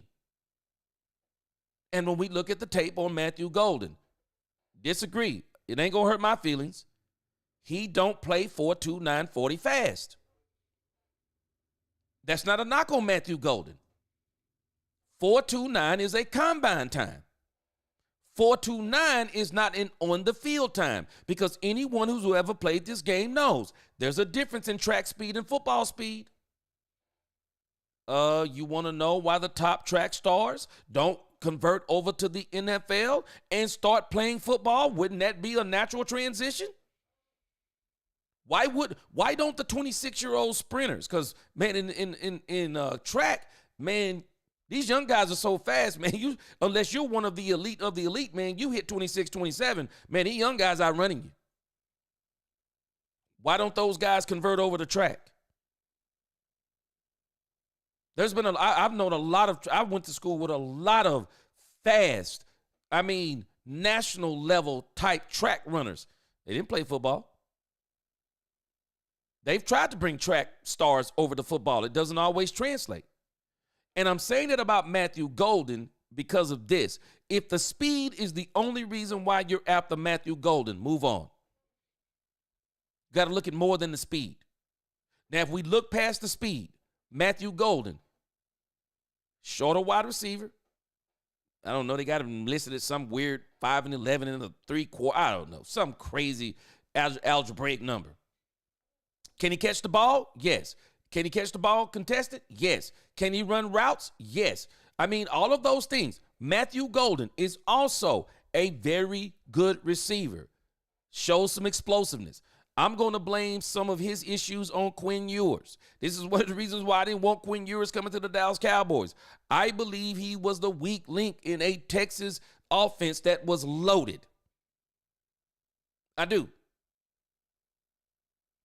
The thing about Matthew Golden, he may have a huge upside because I'm telling you, if you look at the plays, if you look at the route concepts, if you look at the play design by the Texas Longhorns, you would not believe this guy ran a 4.29 because you didn't see a lot of him running past guys on the field. You didn't see a lot of it. You saw where, he about to go, and then he'd come back. He's about to, and then he'd do it out. I mean, I don't understand it. The tape is the tape. And then Luther Burden III. I'm sorry. You look at Luther Burden III's tape, he'll mesmerize you. Luther Burden III, I'm telling you, you have to talk yourself out of Luther Burden III. I'm just telling you, you do. You have to talk yourself out of Luther Burden III. Because the moment you start saying how great he is, somebody says he got attitude problems. If you're a team and you can deal with some of that diva stuff, this dude, Luther Burden III, I'm just telling you, Luther Burden III will be great for the Cowboys too. So again, all four of those wide receivers, everyone can make the case for them.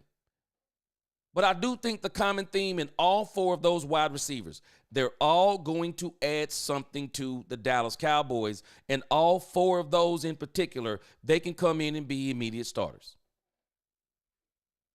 And so for the Cowboys, this is one of the reasons why they're pretty much saying, okay, we're going to just kind of trust the board. We're going to trust the board because I'm just telling us, man, there is no way. If the New Orleans Saints, if Ashton Jeanty fall to the New Orleans Saints, they're not passing up Ashton Jeanty. I'd be shocked if they passed up Ashton Jeanty. I'd be absolutely shocked. And if they were going to pass up Ashton Jeanty, that's one of those teams. I would literally get on the phone with them. I would. If Ashton Jeanty makes his way to number 9, if I'm the Dallas Cowboys, you'll have to fight me to get to the phone. I would call the New Orleans Saints and say, hey, can we swap this pick? No one before us is going to get Shedeur Sanders. The Bears are not going to get him. The 49ers are not going to get him unless they just shock everybody. They're not going to get him. We'll give you the number 12 pick. We'll take your number 8. We'll get Ashton Jeanty, and then you can have our first from next year. But again, I don't believe any of that's going to happen. The Cowboys are going to stand pat at number 12. And Teterow McMillan, there is a great chance that Teterow McMillan is going to fall to the Dallas Cowboys. But if Teterow McMillan doesn't fall to the Dallas Cowboys, now you have to ask yourself the question. And this is where we get into this discussion. What other player, if all 11 of the players in front of you are gone, including Teterow McMillan, and maybe one of them stand out, but maybe he isn't the player that you want. For example, Tyler Warren. They got the Bears taking Tyler Warren at number 10. The Cowboys are not going to get Tyler Warren if he's the odd man out in the 11 players before them. Teterow McMillan is gone and Tyler Warren is gone. So this is what you're going to have to do. So now you got to look back at your board and say, okay, it is going to be in our best interest to trade backwards. And so now the question becomes, who is the team? Who is the team that would want Tyler Warren? Or what team would want to trade up in position to get a player like Tyler Warren, Kelvin Banks, Colston Loveland, Mikael Williams, Jahad Campbell, Shamar Stewart? You got to find out who is the team. And when you start looking at this, some of this stuff starts to make sense. The Miami Dolphins, they want Kelvin Banks Jr. The Colts, Colston Loveland. But if one of these players like Tyler Warren falls into the Cowboys position, 2 spots is not good enough. unless they're willing to give up a whole lot. And maybe they don't think there's a huge difference between Loveland and Tyler Warren. But I can tell you just off the top, off the rip, there are two teams the Cowboys should be looking at that these two teams might want to trade up into that top 12. One of those teams is the Seattle Seahawks. They may want to trade up there. They may want to trade up there into that top 12. And there's another team that I think for sure may want to get in that top 12 because they've already talked about it. And that is none other than the Denver Broncos. I would be looking seriously at the Denver Broncos. I would be looking seriously at the Denver Broncos. Because if the Cowboys wouldn't want Matthew Golden, per se, at number 12, if the Cowboys thought that Matthew Golden, because some people have been saying that he's too rich for number 12, and there are people all over the internet, man, oh, he's worth a number 12. Well, that's to you. He may not be worth a number 12. He may not be worth a number 12 to the Cowboys. The Cowboys may say, we could move down and we can pick up that fourth-round draft pick that we gave away. Man, we might even be able to pick up a third-round draft pick. I'm telling you, the team they ought to consider is the Denver Broncos. The Denver Broncos. The Denver Broncos may want Matthew Golden. The Denver Broncos. I'm telling you, the Denver Broncos. I would trade back if I was the Cowboys. The Denver Broncos. The Denver Broncos may very well be willing to give you a first and a third. Man, they may be willing to give you 3 draft picks to get to the 12th. The Denver Broncos. The Denver Broncos. They may want Golden over the Los Angeles Chargers. Trade. See if the Denver Broncos, I mean, they are a prime team. The Denver Broncos, let me tell you, the running back position in this draft is loaded. I'm just telling you, Amarion Hampton, he's not generational. Is he a great back? Yes, not generational. One of the things they have on Amarion Hampton, big, fast, power back. Not necessarily a hit your head on the goalpost running back to where he's going to do 2 or 3 moves in the open field, make guys miss, and boom, boom, boom, boom, boom. That's not quite Amarion Hampton.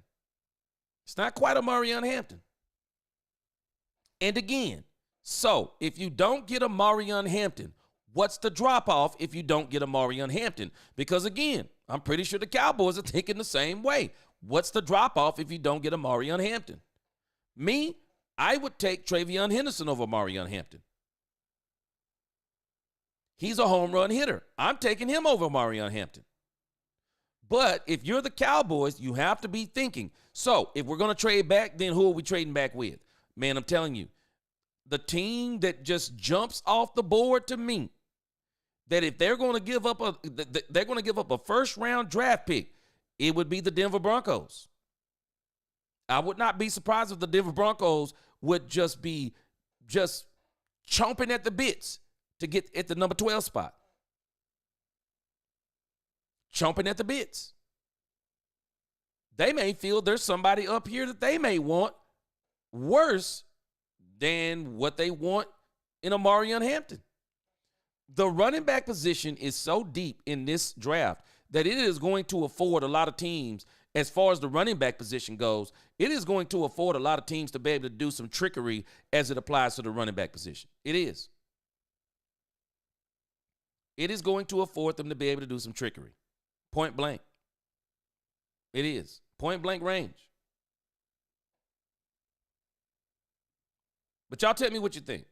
Hold on just a second. Y'all tell me what you think on that. I'm going to give you time to think on that. And then I will be right back. I got to go pick something up. Y'all hold on just a second.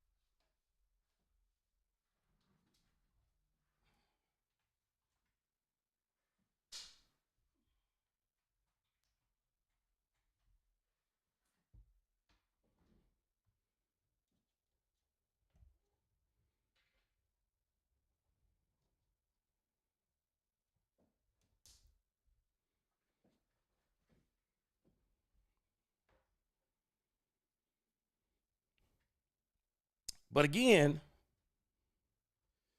y'all tell me what you think on what I just said. Trade back candidate for the Dallas Cowboys. Who is the trade back candidate? And again, I would be looking hard at the Denver Broncos. I really would. Denver Broncos, Seattle Seahawks. I would be looking hard even at the Los Angeles Rams. Maybe they want to get back up in there. I would be looking extremely hard. Who are the teams that want to get into that top 12?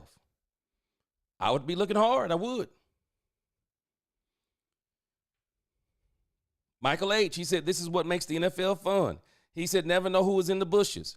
Somebody comes out of nowhere and grabs Patrick Surtain. Happened to us. It happened to us. He said, love that stuff and frustrates you at the same time. I'm telling you, Michael H., Ron, I'm telling you, Cowboys can wreck this draft. They can wreck, just like somebody has already wrecked the draft for the Cowboys. Because do y'all remember, how long ago was it?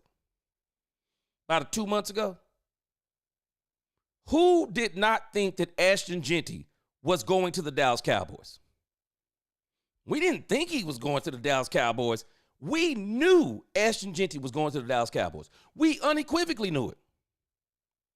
We knew he was going to the Dallas Cowboys.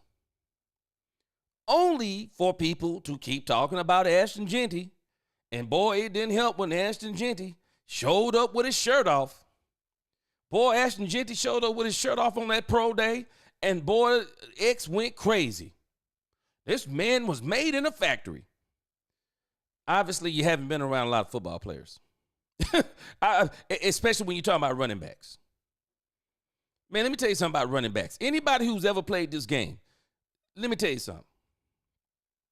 I know a guy, and I won't say his name because of some extenuating circumstances. Let me tell you something. A lot of these running backs, they be grown men in middle school. I'm just telling you, man. I mean, people were going crazy when they saw Ashton Jeanty, and I'm just kind of like, man, calm down. You've never seen a running back built like Ashton Jeanty? Calm down. People were losing their mind because of the way he's built. Man, he's from outer space. Man, stop it. Man, I knew a dude in middle school. People thought he was a grown man. Full beard, muscle mass, incredible. In the 8th grade, he was bigger than us dudes in high school. Hit high school and was a terror. My wife's cousin, same way. I mean, it's like people don't, like they haven't been around some of these, and don't get it twisted. Don't think that those guys just got all of that from the locker room. Some of this stuff is genetics too. It's a combination of genetics and working out. And people looked at Ashton Jeanty's body and just lost their minds. And that pretty much sold up the fact that the Cowboys were not going to get Ashton Jeanty. And especially once someone attaches a Cowboy to a player's name, I think this is one of the very reasons why the Cowboys have tried their best in this draft to be as quiet as possible as far as what they're looking at, because it's almost like the moment someone finds out the Cowboys are favoring somebody, boom, swoop in like a hawk and get them. And so you're right, Michael H. This is the good part. This is the funnest part of the draft. Is all of these things like Tankathon. And I'm going to tell you something about Mel Kiper. Boy, I love Mel Kiper Jr. Boy, don't let Mel Kiper Jr. Don't let people fool. Man, don't let people fool y'all about Mel Kiper Jr. Man, Mel Kiper Jr. has been so wrong on some of these players, man. It's crazy. Crazy on some of the players this dude has missed on. I mean, he don't mean he hadn't hit on some. I'm sure y'all have too. But I bet you if you look at his hit percentage, it's probably not what people think it is. It's probably not what what you think it is. And so this is the fun thing about the draft. Man, these scouts ain't listening to Mel Kiper Jr. Let me tell y'all something. If Mel Kiper Jr. was all that in a bag of chips, well, I'm sorry, somebody ought to be some of these teams ought to be hiring him and some of these other guys who do this stuff and hire them to their staff. I would if they were hitting on them like that.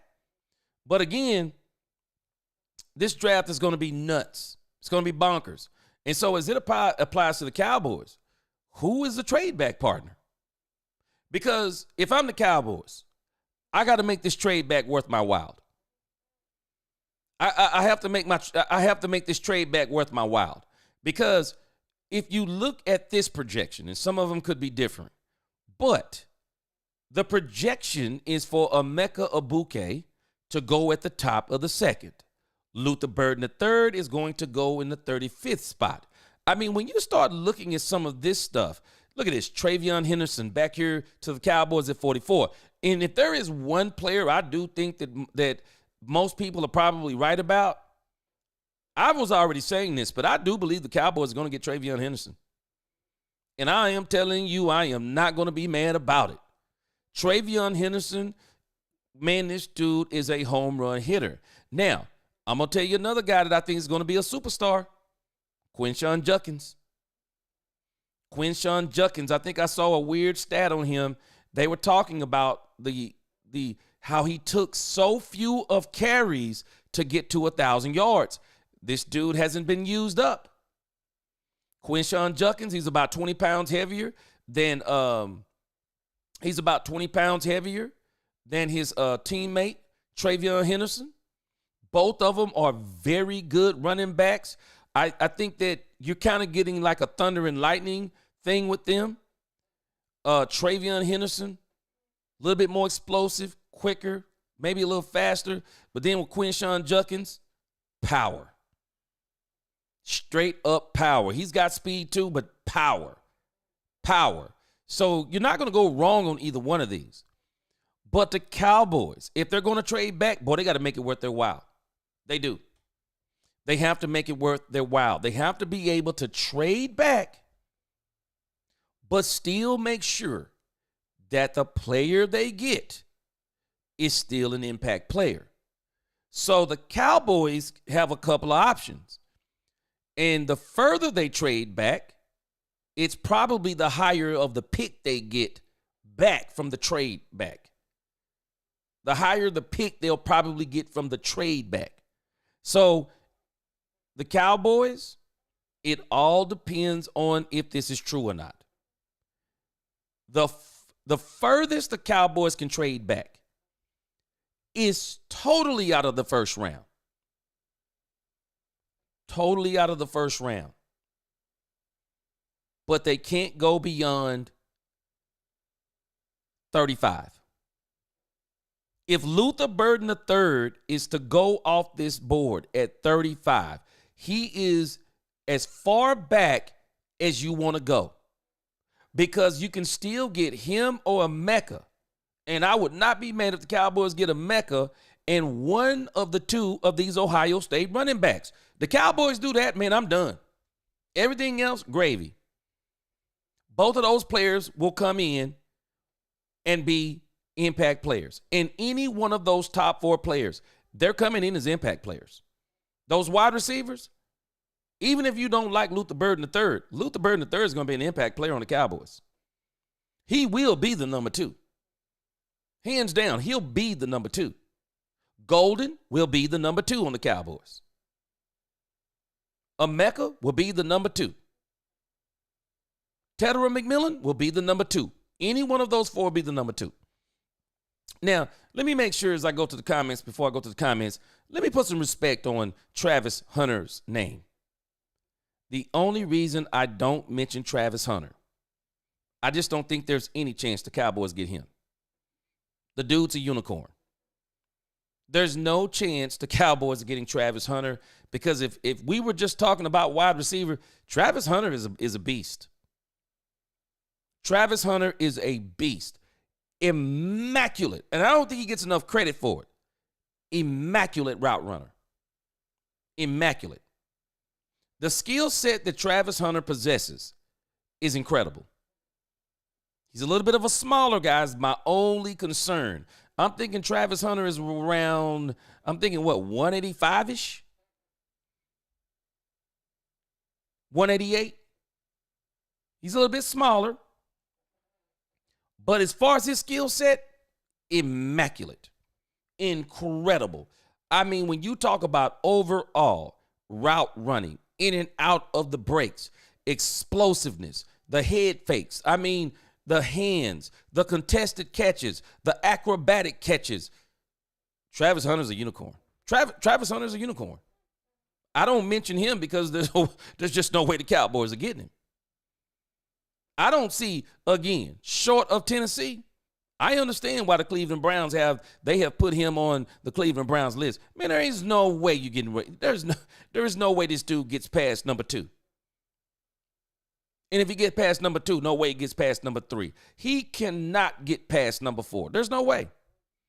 There's no way. This dude is too talented. But again, let me read some of your comments on some of the draft stuff here. Let me go back a little bit.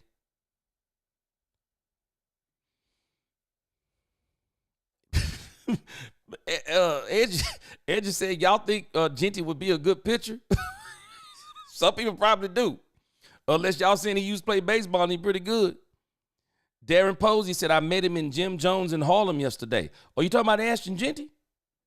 Dominique Pittman says, he said, I done missed a good 15 minutes of the conversation, so I don't even know what Angie talking about now. Man. Let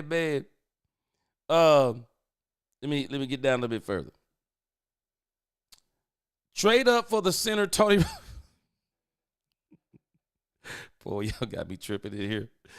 Cavius, he says, I would trade back with anyone who has drafted a first round wide receiver to pair them with Feeder. Okay.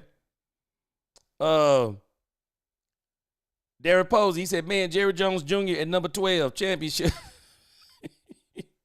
Robert Simmons, happy birthday. He said, my birthday is tomorrow. Happy birthday.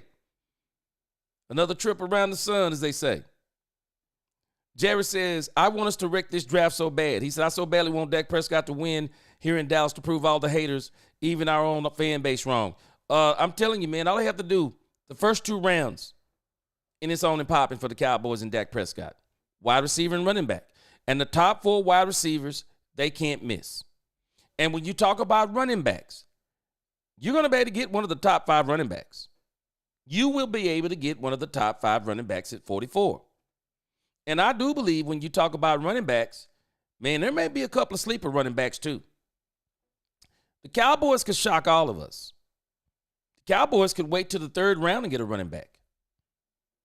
There is a running back that is projected to go in the 3rd round, and his name is Bashul Tootin. This dude, Bashul Tootin, we're going to see what he turns out to be, but I think he's going to be a beast. I think Bashul Tootin is going to be a beast. I do. I think he'll be on the board when the Cowboys get back here, but they're saying that they believe that the Carolina Panthers are going to trade with the Cowboys, and so they're saying, I guess the Cowboys are going to trade back or something to that effect. But again, I'm telling you, man, there are some running backs in this draft that some people are just absolutely sleeping on, like, well, they won't be any good. I beg to differ. I think there's going to be some running backs in this draft that people don't even suspect to be top 10 running backs, and they're going to turn out to be one of the best running backs in the league. And Bashul Tootin could be one of them. They got the Pittsburgh Steelers that the Cowboys don't pay to get him in the 5th. They're saying that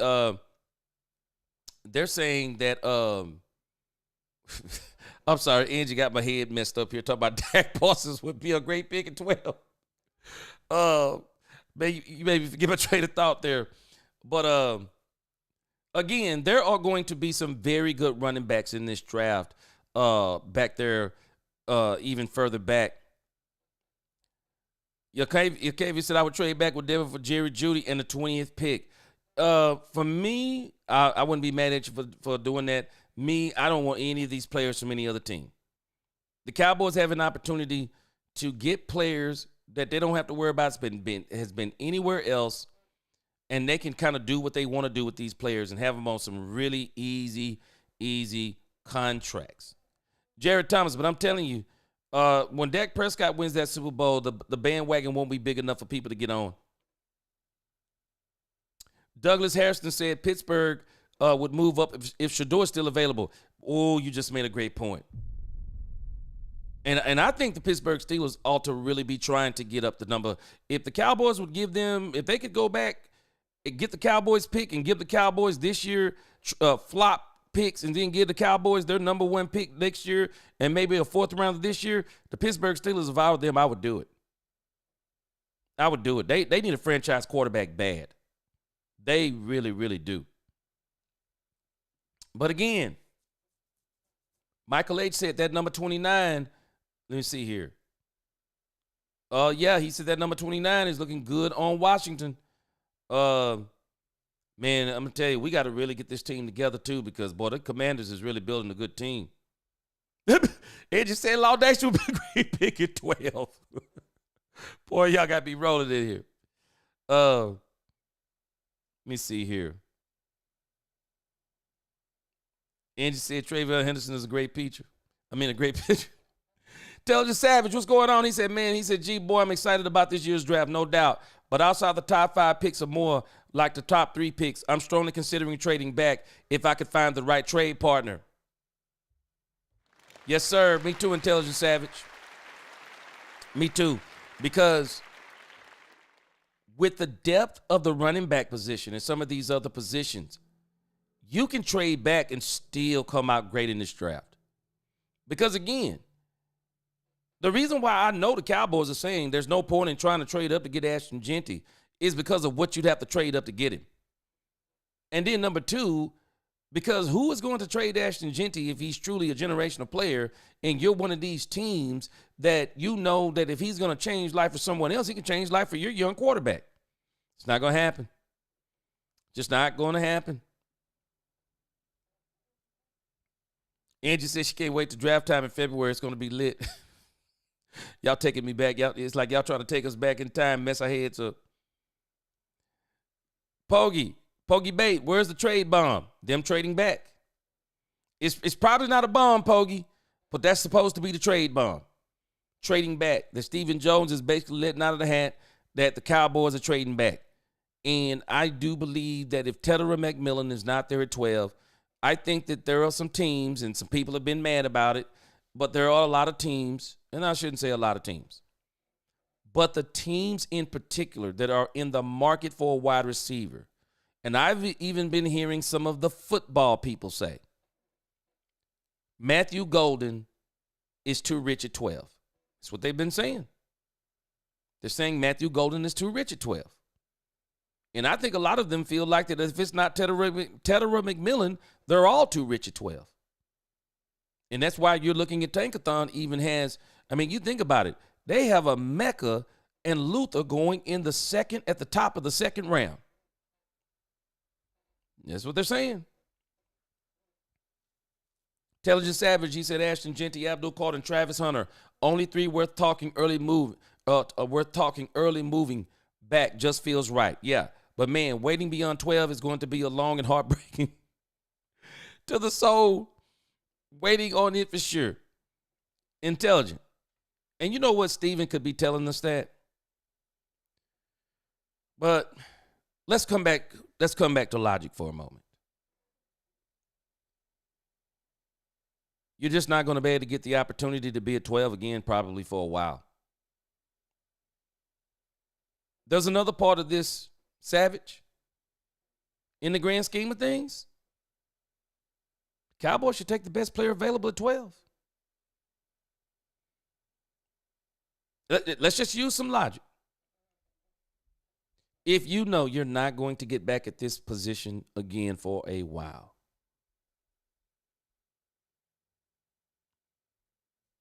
get the best player available. Just fact of the matter. Get the best player available. Angie, y'all got me rolling in here. You right. You got me laughing. Y'all got me laughing, boy. Y'all teared it up in the chat, boy. You got me rolling in here. I'm laughing. But again, hey, it's all good. Y'all have fun. I'm telling you, man. I'm just being honest. Azteca, guys, I'm just being honest with us. If you know you're not going to get back at 12 again, pick the best player available. I mean, if you can't get Tedder or McMillan, I mean, if you can't get Ashton, you can't get Tedder, if you can't get a player, or you can't get the offensive player, let me say it like that. If you can't get the offensive player that you want at 12, trade back. Point blank, trade back. Not trade back. Is there a guy up there that can make an impact on your team? And that becomes the question too. Because if somebody gets Tedder or McMillan, and this is the fun of the draft, if someone gets Tedder or McMillan, that means that one of these other players becomes free, unless someone trades up and gets them too. Now, who they had projected to get Tedder or McMillan before is the Carolina Panthers. Well, what if the Carolina Panthers get Tedder or McMillan? Would you get Jalen Walker? Would you get Jalen Walker, wide receiver in the second, running back in the third? Would you do it? Kelvin Banks Jr., they're saying he's going 13. If you can't get Tedder or McMillan, you can't get Ashton Genty. Is Kelvin Banks, does anyone consider him to be one of the best offensive linemen in the game? Can he come onto your team and be a day one starter, and then you go into the third round and you get your running back? Do you see, is that the case? I mean, there are so many different things for the Cowboys to consider. But I do think you have to consider you're not going to get back at 12 again. And if you're not going to get 12 again, man, you better just go ahead and get the best player available up there. My man Byron Joe David. Byron said on the Jalen Ramsey trade, he said he'll believe it when he see it. I don't believe it's going to happen. I don't. And again, the reason why I don't believe it's going to happen, David, I don't really think it makes sense for the Cowboys. I know some people might not like that, but I don't think it makes sense. It's just not worth it. It's not worth it for the Cowboys to do. Revelation, he said, G, do you think that Travis Hunter will want to be paid for two positions? Man, let me tell you something. He may not want to be paid for two positions, but whatever one he played, boy, that dude going to get paid. You're going to have to pay him. You'll have to pay him higher than whatever you consider the position is. Man, Travis Hunter is a different story. I don't know. This dude is such a freak athlete. He is going to have to get paid. Man, he may have to get paid for a player and a half, man. That's all I can tell you. The dude, he said, I'm waiting for Pitt to do just that. He said, at this point, I'm not sure if they have much of a choice. Man, they have to trade up. Because the other situation the Cowboys find themselves in is this. So what if the only player up here that changes and becomes free in front of the Cowboys is Shedeur Sanders? Well, they don't need a quarterback. So then you immediately, because now you got to find out which one of these teams, and if you look at all the teams, you hit it on the head, the dude. Once you get to this point, the only team that comes to mind when it comes to a quarterback, Pittsburgh Steelers. Pittsburgh Steelers at 21. You trade back, and you can still get your wide receiver. If you want Matthew Golden, he's projected to go at 22. If you want Emeka, he's projected to go top of the second. If you want Luther Burden III, he's projected to go top of the second. You would still be able to get the wide receiver that you want, trading with Pittsburgh, and still getting the running back that you want. And again, I'm with Savage. We'll have to do what we've been doing. We'll have to wait until that draft, that pick come around, and then hope somebody don't try to rob. But either way, even if they don't get Golden, there's no way that all three of those wide receivers will be gone before the Cowboys get up at 21 if they trade with Pittsburgh. So it's a win-win to me. It's a win-win. Intelligence said, watching Abdul Carter on tape right now on the side. Love the player, but he gets put on the ground too often on run blocks. James Foster's ranking again. Oh, yeah. Yeah, that boy James Foster, man.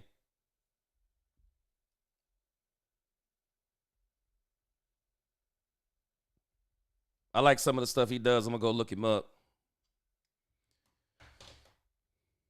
But again, these are the situations the Cowboys are in. Yeah, these are the situations that they're in. They got to decide who's the trading partner, who's the trade back candidate. And so far, just looking at what we've been looking at, Pittsburgh Steelers, depending upon if it's Shador. Denver Broncos, depending upon if it's a wide receiver like Matthew Golden they may want. They can get him because the Denver Broncos can still get a great running back in the second round. They will still be able to get a good running back. I'm telling you. Some of these running backs, this running back class is so deep that people will still be able to get good running backs, even if they don't get the Genties, the Hendersons, the Judkins, and all of those. They'll still be able to get them. They will. All right. Jared Thomas, I agree with you. Dak needs to have a Super Bowl run team, and I think they're getting ready to do it. I think the Cowboys are getting ready to do it. I'm good with it. Mills 36, he said, my dream scenario is Jalen Walker if he falls to 12. That's the dude from Georgia. Man. Paul, let me tell you, it's going to be tough. It's going to be tough. I mean, when you think about those top 10 players, man, you're just not going to see a lot of movement in that. Them guys, man, those guys right there, they want them. Ray Royce, he said he would trade back with the Tampa Bay Buccaneers. Okay. Trade back. Okay, I can see that. The dude, he said, I'm not sure who Pitt would trade with, but Sanders might cost them a king's ransom. At that point, the Sanders pick becomes a bit risky. Man, let me tell you something. I wouldn't be surprised if Shador could almost fall out of the first round. But again, if I'm Shador, man, I wouldn't care. I just want to go to a good team. Man, you mess around and pick one of these, get on one of these teams, man, like the Cleveland Browns, or man, your career go downhill anyway. Michael H said, you picking that high, you pick the best player available, not for need. That's what free agency is for. Yeah, I mean, again, Michael H, if they can get the player they want, man, get the best player available. Botch Lombardi, pick number 44, interior line. Yeah. If that dude Kelvin Banks Jr. is there, if the Cowboys believe he's the best player available, take him. Intelligent Savage, he said, you know me, I always take the freakiest freak at your pick at 12. For me, if you can. If that guy doesn't exist at 12, move back, and that's going to be the key. And again, I'm not mad, boy. Hey, if they feel like this dude Kelvin Banks Jr. is him, then hey, you got to do it. You got to do it. That's all I can tell us. You got to do it. But again, man, I appreciate y'all rocking with me. We're going to be building this thing up, and I'll be making some announcements this coming weekend about the what we're going to be doing on draft day. We should have some fun. Big D, he said, Van Der Esch, D-Law, Kellen Moore, Ty Crawford, all Boise State guys. Maybe a trade to get Genty, just a thought. Hey, Big D, I've already made it. Made this whole issue of this. Man, if you believe Ashton Genty is all that in a bag of chips, man, trade away. Michael H. made a great point. Trade away your next year's first. If you really think he's all that, trade away your next year's first and be done with it. I would do it. Hallelujah. He said, great show once again. I appreciate you. Man, I'm just telling you, I would do it. Timothy Govin, what's up? He said, yo, Dak politic for Trey Henderson. Michael needs him on the other side. Hey, man, I'm telling you. I would love to get Trey Henderson, man. I wouldn't even be thinking about the Jalen Ramsey thing, but the Trey Henderson thing, the dude has gotten 17 and a half sacks for the last 2 seasons in a row. That's an insane feat. It's insane. I'd definitely trade for him. I wouldn't even think about it. Darren Posey, he said, man, I'm going to the final word. Great show, G, man. I appreciate you. Yes, sir. We're going to come back again. We're going to do the same thing tomorrow. All right. Angie said my dream scenario would be Jameson not deleting his comments. Y'all been cutting up tonight. I appreciate it, though. I definitely appreciate it. All right. Hallelujah. I'm going to give you the last word. DC4L. I appreciate y'all. Like, share, subscribe on your way out. Until the next time, if the Lord is willing, tomorrow, let's talk Cowboys, where we talk facts. Peace.